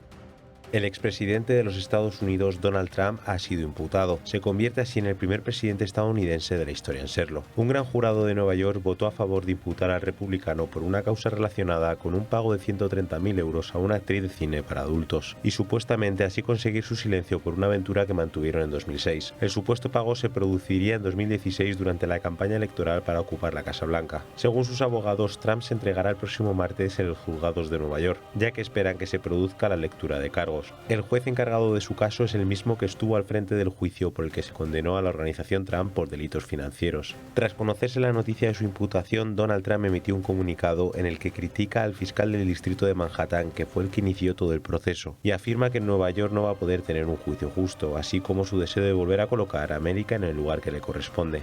Esta es la persecución política e interferencia electoral al más alto nivel en la historia. Los demócratas han mentido, engañado y robado en su obsesión por tratar de atrapar a Trump. El fiscal de Manhattan, Alvin Bragg, que fue elegido y financiado por George Soros, es una desgracia. Está haciendo el trabajo sucio de Joe Biden. Vamos a sacar a todos y cada uno de estos demócratas deshonestos de sus cargos para que podamos hacer América grande otra vez. Este caso, sin duda, marcará un antes y un después en la carrera 2024 hacia la Casa Blanca. Sandro, ¿cómo están las calles de Estados Unidos ahora mismo? Porque lo que veíamos a primera hora de esta mañana era como muchas personas estaban saliendo a la calle para apoyar a Trump. Sí, desde el martes pasado que el propio expresidente anunció en su red social que podría ser efectivamente detenido, Nueva York ha estado en alerta. Toda la policía, los efectivos de seguridad han estado atentos a posibles manifestaciones y posibles protestas. Bien, es cierto que ha salido gente, no ha habido demasiada afluencia de momento, pero yo creo que el día clave para todo esto y el día que Nueva York debe estar atenta es el martes. ¿Por qué? Porque será el día que le lean los cargos, será el día en el que Trump acuda efectivamente a Manhattan y será ahí cuando previsiblemente todos los partidarios de Trump estarán ahí. Se rumorea que son como unos 32 cargos, ¿no? Es una de las grandes preguntas. De momento no se saben los cargos y por eso hay tanta incertidumbre, porque hasta el propio martes no vamos a saber exactamente de qué se le acusa. Está claro que la principal causa es ese pago de silencio, ese soborno supuesto a la actriz del cine adulto Stormy Daniels. Bien, cosa importante. Esos pagos en Estados Unidos no son ilegales. Por tanto, no habría ningún problema en cuanto a corte legal y penal. Bien, la cuestión por donde sí podrían intentar pillar a Trump, que veremos, es si ese dinero ha sido dinero electoral, porque sabemos que en Estados Unidos contribuyen efectivamente a las carreras políticas y la única forma, de intentar pillar a Trump es por ahí. Y si acaso serían unos 4 años de cárcel. Veremos. Vamos a ver. Uno, con su dinero puede hacer lo que le dé la gana. O sea, Trump, vamos, que está pobrecito descalzo, que no tiene un duro para poder pagar, que eran $130.000. $130.000. O sea, se lo puede pagar a esta señora si es que se han visto en un motel o se la ha llevado a su casa, vaya usted a saber. Pero insisto, ¿tú te crees que un señor como esto va a coger dinero electoral teniendo la pasta que tiene para acallar a una señora con la que se ha pegado un revolcón? Que no sé lo que ha hecho, que me da exactamente igual. Y en cualquier caso, insisto, el que se vaya con una señora a un motel y que le pague después por sus servicios, si es que lo ha hecho fenomenal o no fenomenal, $130.000 de su bolsillo, eso va a tener mucha complicación para poder... No por sus servicios, sino por su silencio. ¿Y qué más da? Nada. Es su dinero. En España te ponían pisos, ¿no? Bueno, por ejemplo, y te pagaban el alquiler. En cualquier caso, si ese es el... Claro, hay que esperar. Sandro tiene toda razón, hay que esperar el martes a ver el resto de lo... Pero si esa es, digamos, la punta de lanza o el de inflexión, habrá que ver. De todas formas, hemos corrido mucho, porque Trump ha negado en todo momento un idilio con esta actriz. Hay un comunicado, de hecho, de 2018, firmado supuestamente por la actriz, asegurando que no hubo tal idilio y que no lo decía además por haber recibido un dinero. Meses más tarde lo negó, dijo que sí, que era una firma muy parecida a la suya, pero que era por internet. Al final, estamos hablando de un caso que tiene de todo menos claridad. Una pregunta, y ahora le doy la palabra a Juan Antonio de Castro, sea como sea, aunque finalmente Trump sea imputado, ¿cómo afecta esto a su carrera presidencial? ¿Podría presentarse de todas formas, no? Sí. Solo hay 3 requisitos para que un estadounidense pueda ser presidente.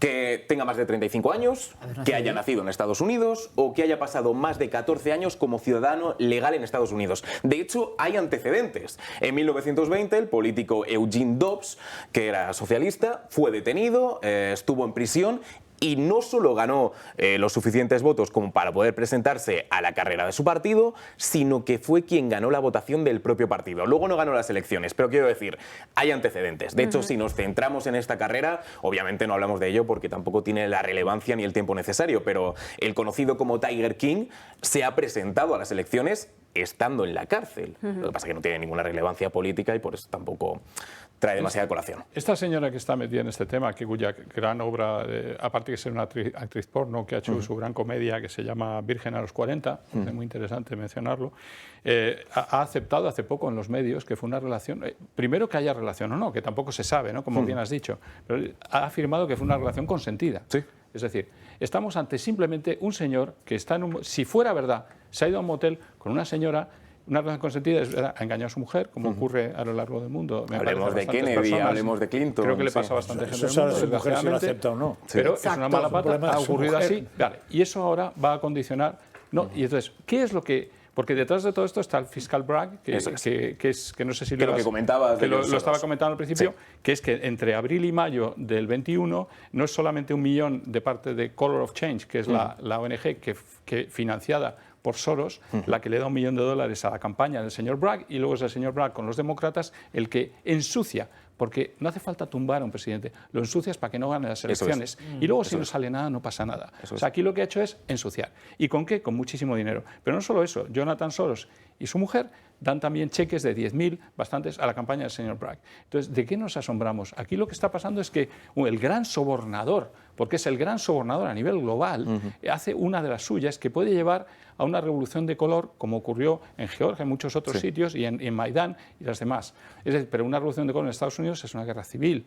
Mucho cuidado con lo que pasa el martes, que haya un muerto, que haya 2, que no los haya, esperemos que no, pero en cuanto empiece a liarse, esto puede ir muy lejos. Si tú te cargas ahora la carrera de Trump, eso puede ir a una guerra civil, y habrá sido motivada por el señor Soros, los demócratas y Biden. Bueno, 2 cosas con respecto a lo que has dicho. Primero, recordar el comunicado que hizo Elon Musk hace un par de semanas, que dijo, si procesan y si Trump acaba en la cárcel, va a arrasar en las elecciones. Eso lo primero, porque al final es la imagen de un mártir. Quiero decir, el discurso está perfectamente construido. Es decir, ¿qué político va a ir a la cárcel por vosotros? Que le pregunten a Biden y a Hunter. A ver qué ocurre con eso. Que no le han tocado, no le ha tocado el hijo de Biden y a Biden. Y este es el primer factor. El segundo, porque hay mucha desinformación en cuanto a todo este caso se refiere. Donald Trump no tiene por qué ser detenido. Donald Trump se puede entregar voluntariamente. Ahora bien, hay cierto morbo, porque si Trump decide no entregarse, quien le debería entregar es el gobernador del estado en el que está. El gobernador de Florida, que es nada más y nada menos que Ron DeSantis. Ahora bien, Ron DeSantis ha dicho, solo para que no haya más polémica, que precisamente por lo que comentabas, Juan Antonio, que por el hecho de que Alvin Bragg es un hombre financiado por Soros, no va a ayudar a ningún tipo de entrega por parte del estado de Florida. Es decir, entonces se espera que Donald Trump se entregue voluntariamente. Ahora bien, porque todo hay que decirlo, en el momento en el que Donald Trump se enteró de la posibilidad de que fuera detenido, contrató a un equipo de grabación, cámaras. Lo he visto, es increíble, es que parece real. Está listo y de hecho uno de sus asesores decía que está deseando que se lance la fotografía de Trump en prisión para imprimirla al momento en camisetas. Es decir, la campaña que se puede hacer... El futuro presidente. Eso es, o sea, al final, si Trump sabe jugar bien sus cartas, esto no es el final de la carrera. En absoluto. De hecho, puede ser el comienzo. Eso es. Y que el delito financiero está en Soros. Cuidado, que es que ya hace muchas, es que hace muchísimas. A lo largo del mundo tumba gobiernos y tumba futuros presidentes. Pero esto es demasiado. Conseguir que vuelva a pero va a conseguir que sea presidente, sí. Solo que están contando es que es absolutamente... No, es como de película, pero sin el cojo. Totalmente. Sí. Pero fijaros una cosa, es decir, de lo que acaba de contar. O sea, que le tiene que detener el Ron DeSantis.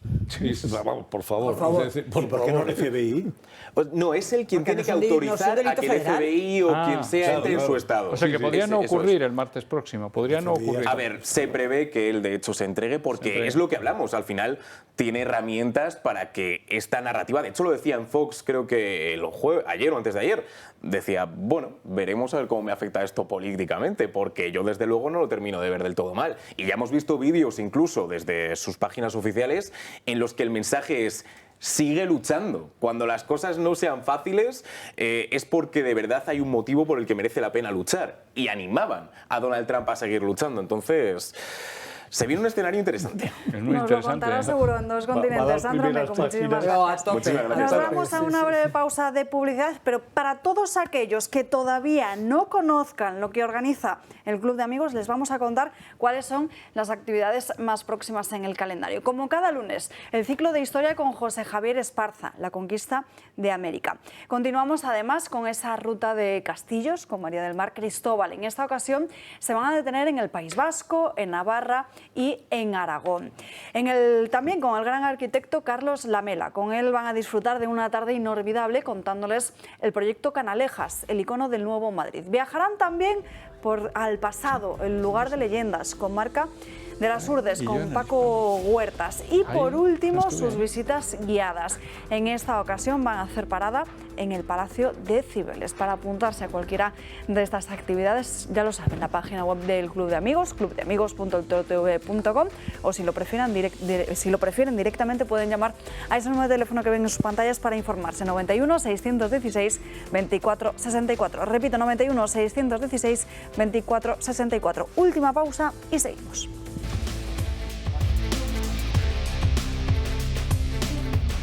Recta final de Dando Caña, ya estamos de vuelta, como les decía, hoy viernes, operación salida de Semana Santa, conexión en directo con la DGT. Alejandro Martín, muy buenas tardes. ¿Cuál es ahora mismo el estado actual de las carreteras en nuestro país? Muy buenas tardes, ¿qué tal? A esta hora vamos a encontrar tráfico de aumento, especialmente van a encontrar cortada la M50 en la Comunidad de Madrid, en el Cañaveral hacia la A3, por el vuelco de un camión, puede encontrarse así desvío por la M45. Otros alcances más de salida de Granada por la 92 en Santa Fe, sentido Antequera, en Valencia, en la 7 en Moncada hacia Tarragona, provoca retenciones en ambas direcciones, ya en Murcia, en la 7 en Jabalí Nuevo, sentido Almería, y al margen de estos alcances vamos a encontrar también complicaciones en prácticamente todas las salidas de la capital madrileña. Destacamos la 2 en Torrejón de Ardoz, A3 en Rivas, en Villarejo de Salvanés, en Fuentidueña de Tajo, A4 en Butalque y Pinto, A5 a su paso por Arroyomolinos, A6 en la zona del Plantío, ya en Valencia complicada la entrada por la 3 a la altura de Chiva, AP7 en Benavites hacia la capital del Turia, y también muy densa la salida de Sevilla por la 49 en Camas.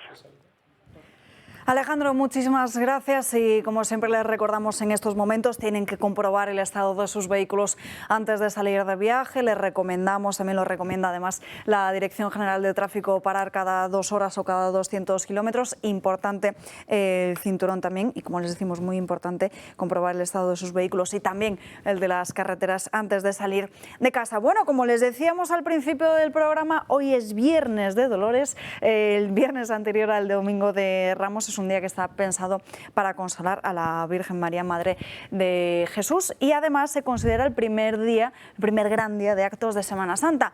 La semana que viene nosotros no nos vamos de vacaciones, aquí seguiremos dando caña el lunes, martes y miércoles de la semana que viene, y además podrán disfrutar por todo lo grande la Semana Santa en esta casa. Desde el miércoles próximo, día 5, a las 9 en punto de la noche podrán disfrutar de las diferentes procesiones. La primera de ellas, como les decimos, el miércoles día 5, la procesión de prendimiento de Cartagena.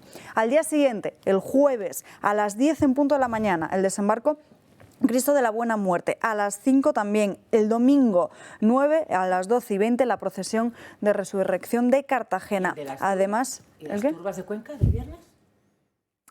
No, el viernes a las 9:15 vamos a estar ofreciéndoles en directo la imagen que nos va a llegar desde Roma, que además, como les decíamos, estos días estamos muy pendientes del estado de salud de Papa Francisco, que al principio ingresaba al parecer por un control rutinario. Bueno, pues parece que se ha experimentado una mejora en esa infección respiratoria, pero esto le imposibilita poder presidir las celebraciones al aire libre que se van a realizar, bueno, que se realizan todos los años habitualmente en la plaza de San Pedro. El Vaticano ya ha preparado un plan B y esos oficios litúrgicos serán presididos por un cardenal diferente. El viernes día 7 a las 9:15, Vía Crucis, el sábado a las 7:30, la tradicional vigilia pascual, y el domingo la Santa Misa del Domingo de Resurrección. Así que ya lo saben, disfruten de la Semana Santa aquí en el Toro Televisión. Se lo iré recordando de todas formas en los próximos días. Ahora ya sí, abrimos página económica con José Ramón Riera, que nos ha traído unos datos muy interesantes preparados. Sí, Viernes de Dolor.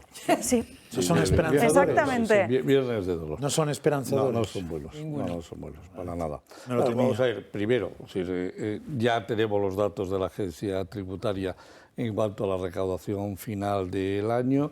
Es decir, el año ha sido enormemente bueno para la agencia tributaria, enormemente malo para los españoles, porque nos han levantado 32.000 millones de euros más, que es un 14,4% más que el año pasado.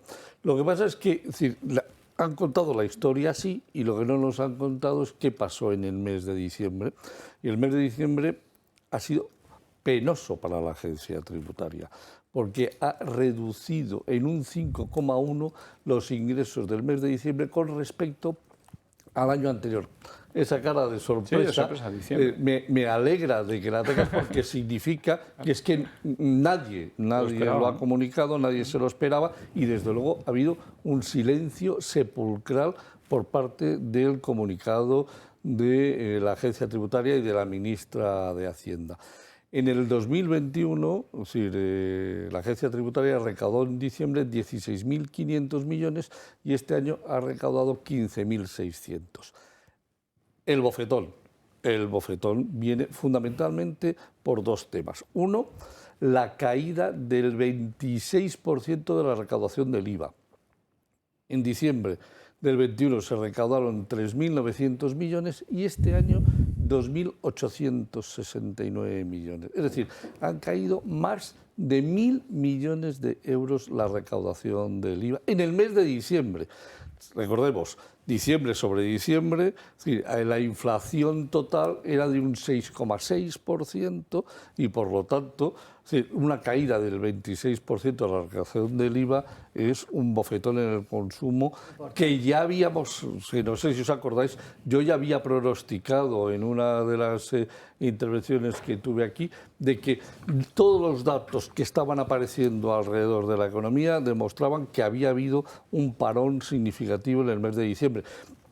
Como solo nos dieron el Producto Interior Bruto del último trimestre, que fue un 0,2, al no tener el desglose por meses, pues no podíamos saber por dónde venía el parón de la economía del 0,2. Una pregunta muy corta. ¿Esa caída del IVA no se puede deber a que se quitó el IVA de muchos productos? No, y demás? la quita del IVA fue en el mes de enero.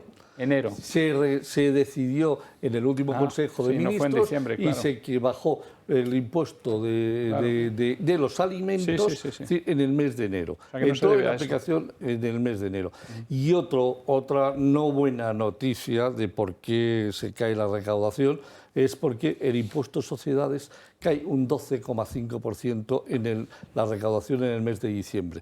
Es decir, los empresarios empiezan a hacer ajustes en los datos de sus beneficios y, por lo tanto, como lo que se produce es durante el primer semestre es una estimación y en el segundo semestre se van ajustando a medida que se van teniendo datos. Pero además tenemos los datos publicados por la agencia tributaria, que tampoco ha hecho ningún comentario del mes de enero y del mes de febrero.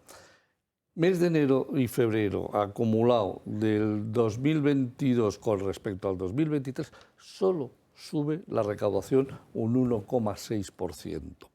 Y solo sube un 1,6%, lo cual primero ya indica el parón de la economía, pero lo preocupante y lo doloroso va a ser que los presupuestos generales del Estado preveían que se iba a crecer el gasto un 12% y los ingresos iban a ir acompasados a ese gasto con otro 12% de ingresos. Con lo cual, que ya en los dos primeros meses solo crezcamos el 1,6%, y los gastos, ayer se publicaron muchos datos, pero no me ha dado tiempo de calcularlo todo. Es decir, te mandaré datos, seguramente, Alba, para que los puedas comentar durante lunes, martes, miércoles, para que así puedas dar anticipadamente a nuestros espectadores de cómo han crecido los gastos en enero y febrero, para que así vayamos calentando motores para la siguiente semana. Pero hay algo tremendo que ha sucedido y es la recaudación del impuesto a sociedades. La recaudación del impuesto a sociedades, declarado en enero y febrero, el año pasado fue negativo. O sea, fue de menos 2.805 millones. Hubo que devolverle a los empresarios 2.805 millones Del 2022. Del 2022, ¿por qué? Porque habían pagado de más durante todo el año anterior. En enero, febrero, se les ha devuelto a los empresarios 6.000 millones de euros que se les había cobrado en exceso durante el 2022. ¿Qué significa? Pues que el impuesto de sociedades, es decir, ha caído porque los beneficios empresariales han caído por los motivos obvios que todos empezábamos a tener en cuenta. Uno, no se ha llevado a los precios el 100% de los costes, con lo cual, es decir, han bajado automáticamente los beneficios de las empresas. Y aquí es donde hay que empezar a decirles a estos señores que los gobiernan, pero ya, deje de meterse, por favor, con los empresarios y no les acusen a ellos de la traslación de los precios, de los costes 100% a los precios. Los empresarios han hecho, y esto es la demostración palpable, han hecho un esfuerzo y no han trasladado todos los costes a los precios porque se han pegado la bofetada. Además, devolver 6.000 millones de euros. Una pasta. Significa que la declaración final, la estimación final que están haciendo el 31 de enero es de un bofetón en beneficios espectacular. Y bueno, pues esto ha provocado, claro, que al final los ingresos de los primeros 2 meses queden reducidos, es decir, a un incremento ridículo del 1,6, teniendo en cuenta que la inflación a cierre de febrero seguía siendo un 6%, con lo cual quiere decir que estamos recaudando muy por debajo de la inflación y esto va a traer unas consecuencias a la hacienda pública, es decir, que van a repercutir en un déficit ya, preparémonos, bestial para el año que viene. Quiero recordar una cosa que yo aquí ya comenté, es decir, hace un par de semanas, que el Tesoro, en el mes de febrero, anunció y publicó que se había endeudado extra en 30.000 millones de euros el mes de febrero. El mes de enero había reducido un poquito la deuda, pero en el mes de febrero se ha endeudado en 30.000 millones de euros más. Con lo cual, preparémonos porque si en el mes de febrero, con unos ingresos de 43.000 millones de euros, se han tenido que endeudar en 30.000 millones, la que se nos viene encima es... Ramón, ¿estamos ya en un estado fallido? Vamos a ver. O sea, yo te voy a contestar muy diplomáticamente, para no asustar a nadie. Sí. En cualquier momento se declara una crisis de deuda soberana, en Europa hay 5 estados fallidos. Claro. El primero, por orden en volumen de deuda, Francia. Francia tiene en estos momentos ya el 112% de deuda sobre su PIB. El segundo, Italia. Porque tiene un 150%. El tercero, España, que tiene un 114%. Por volumen de importancia. Pero le siguen Portugal y Grecia, que tienen un 160% y un 200% de deuda. O sea, estos 5 países, si se declarase una crisis de deuda soberana, Dios no lo quiera, y solo habría un motivo para declarar crisis de deuda soberana, y es que la banca americana empiece a caer en modelo dominó, porque tiene demasiada deuda dentro de sus balances. Lo que sí también quiero decir es una cosa. Los bancos europeos, bajo el control del Banco Central Europeo, gracias al mecanismo de supervisión que implantó Mario Draghi en el 2014, gracias a eso y a esas pruebas de estrés que tanto miedo tenían los bancos españoles y los bancos europeos, que les hizo hacer fuertes sus balances, hoy, gracias a eso, la banca europea está en mucha mejor posición que la banca americana. A ver, una pregunta. Sí. Mucho estrés, muchas pruebas de estrés, pero al final ese famoso principio de precaución los gobiernos no lo están respetando y los políticos se están endeudando y no están siendo sancionados por un Banco Central Europeo que les debería estar dando y leyendo la lección. ¿Por qué no lo hace el Banco Central Europeo? Porque no toma ninguna precaución frente a lo que acabas de señalar, que me parece clave. Esa caída de cartas que puede hacer una crisis de deuda, los primeros que saltamos somos nosotros, España, Italia y Francia.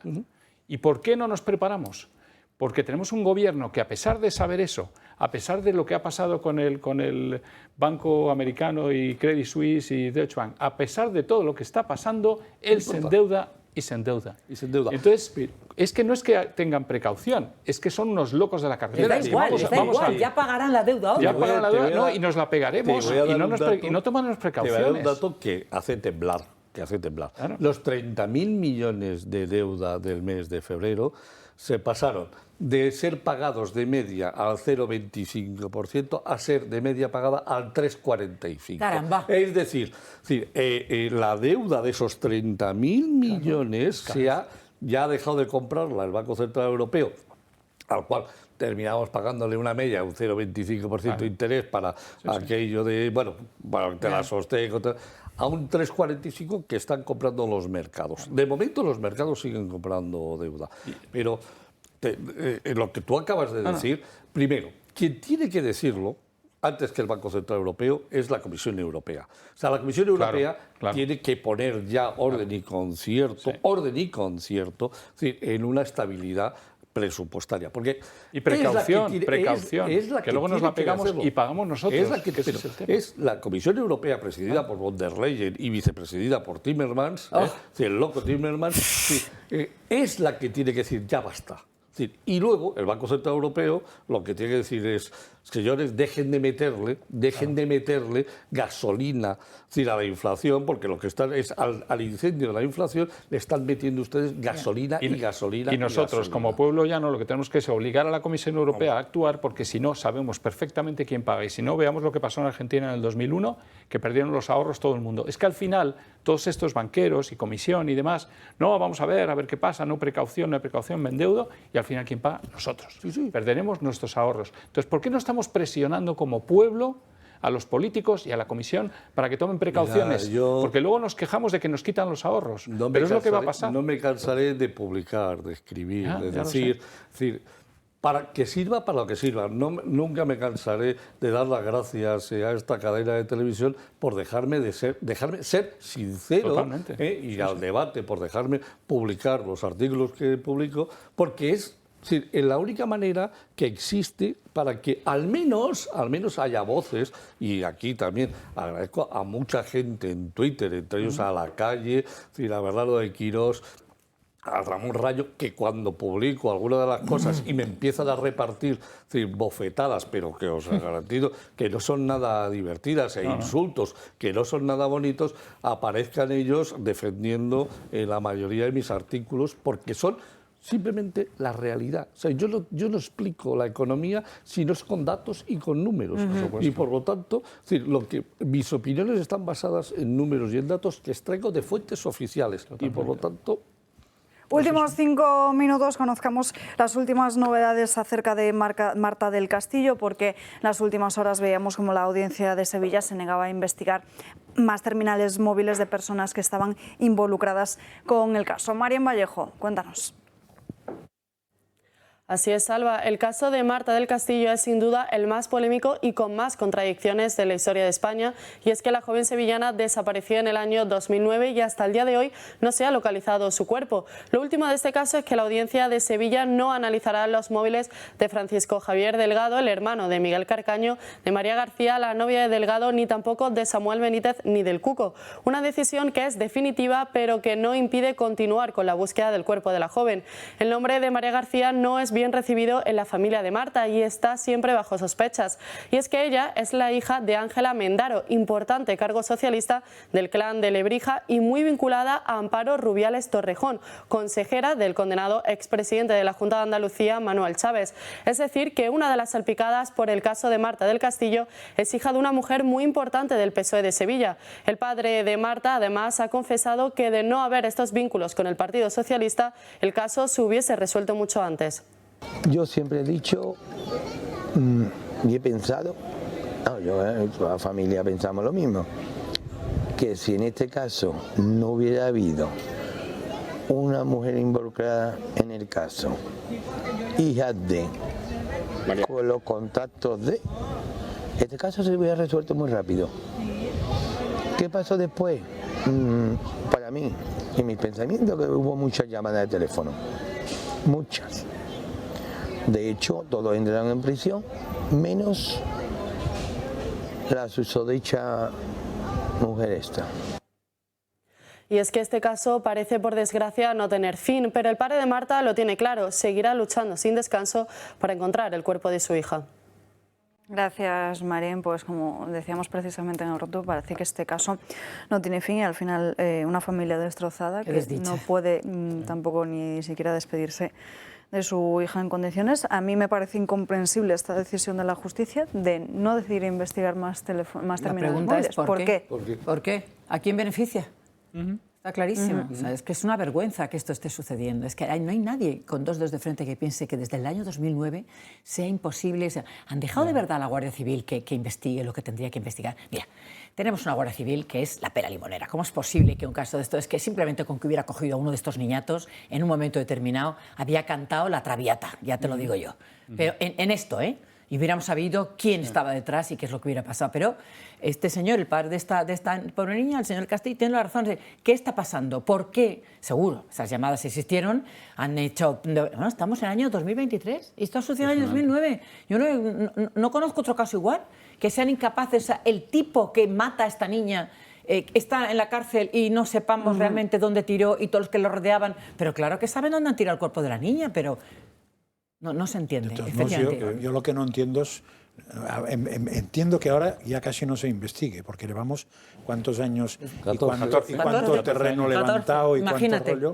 Lo que no entiendo es que en su momento no se investigaron los teléfonos de la gente tan próxima como el hermano de la novia del hermano. Eso es lo que no entiendo.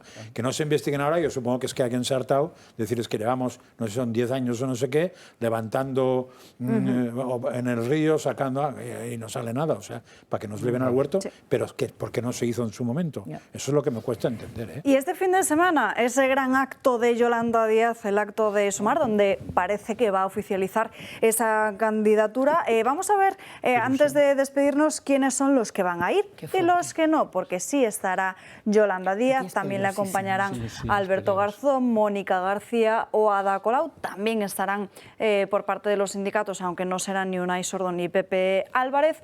También mucha polémica en los últimos días con esa posible presencia de diferentes dirigentes de Podemos, pero finalmente ni Ione Belarra ni Irene Montero parece que van a acudir, porque no hay acuerdo.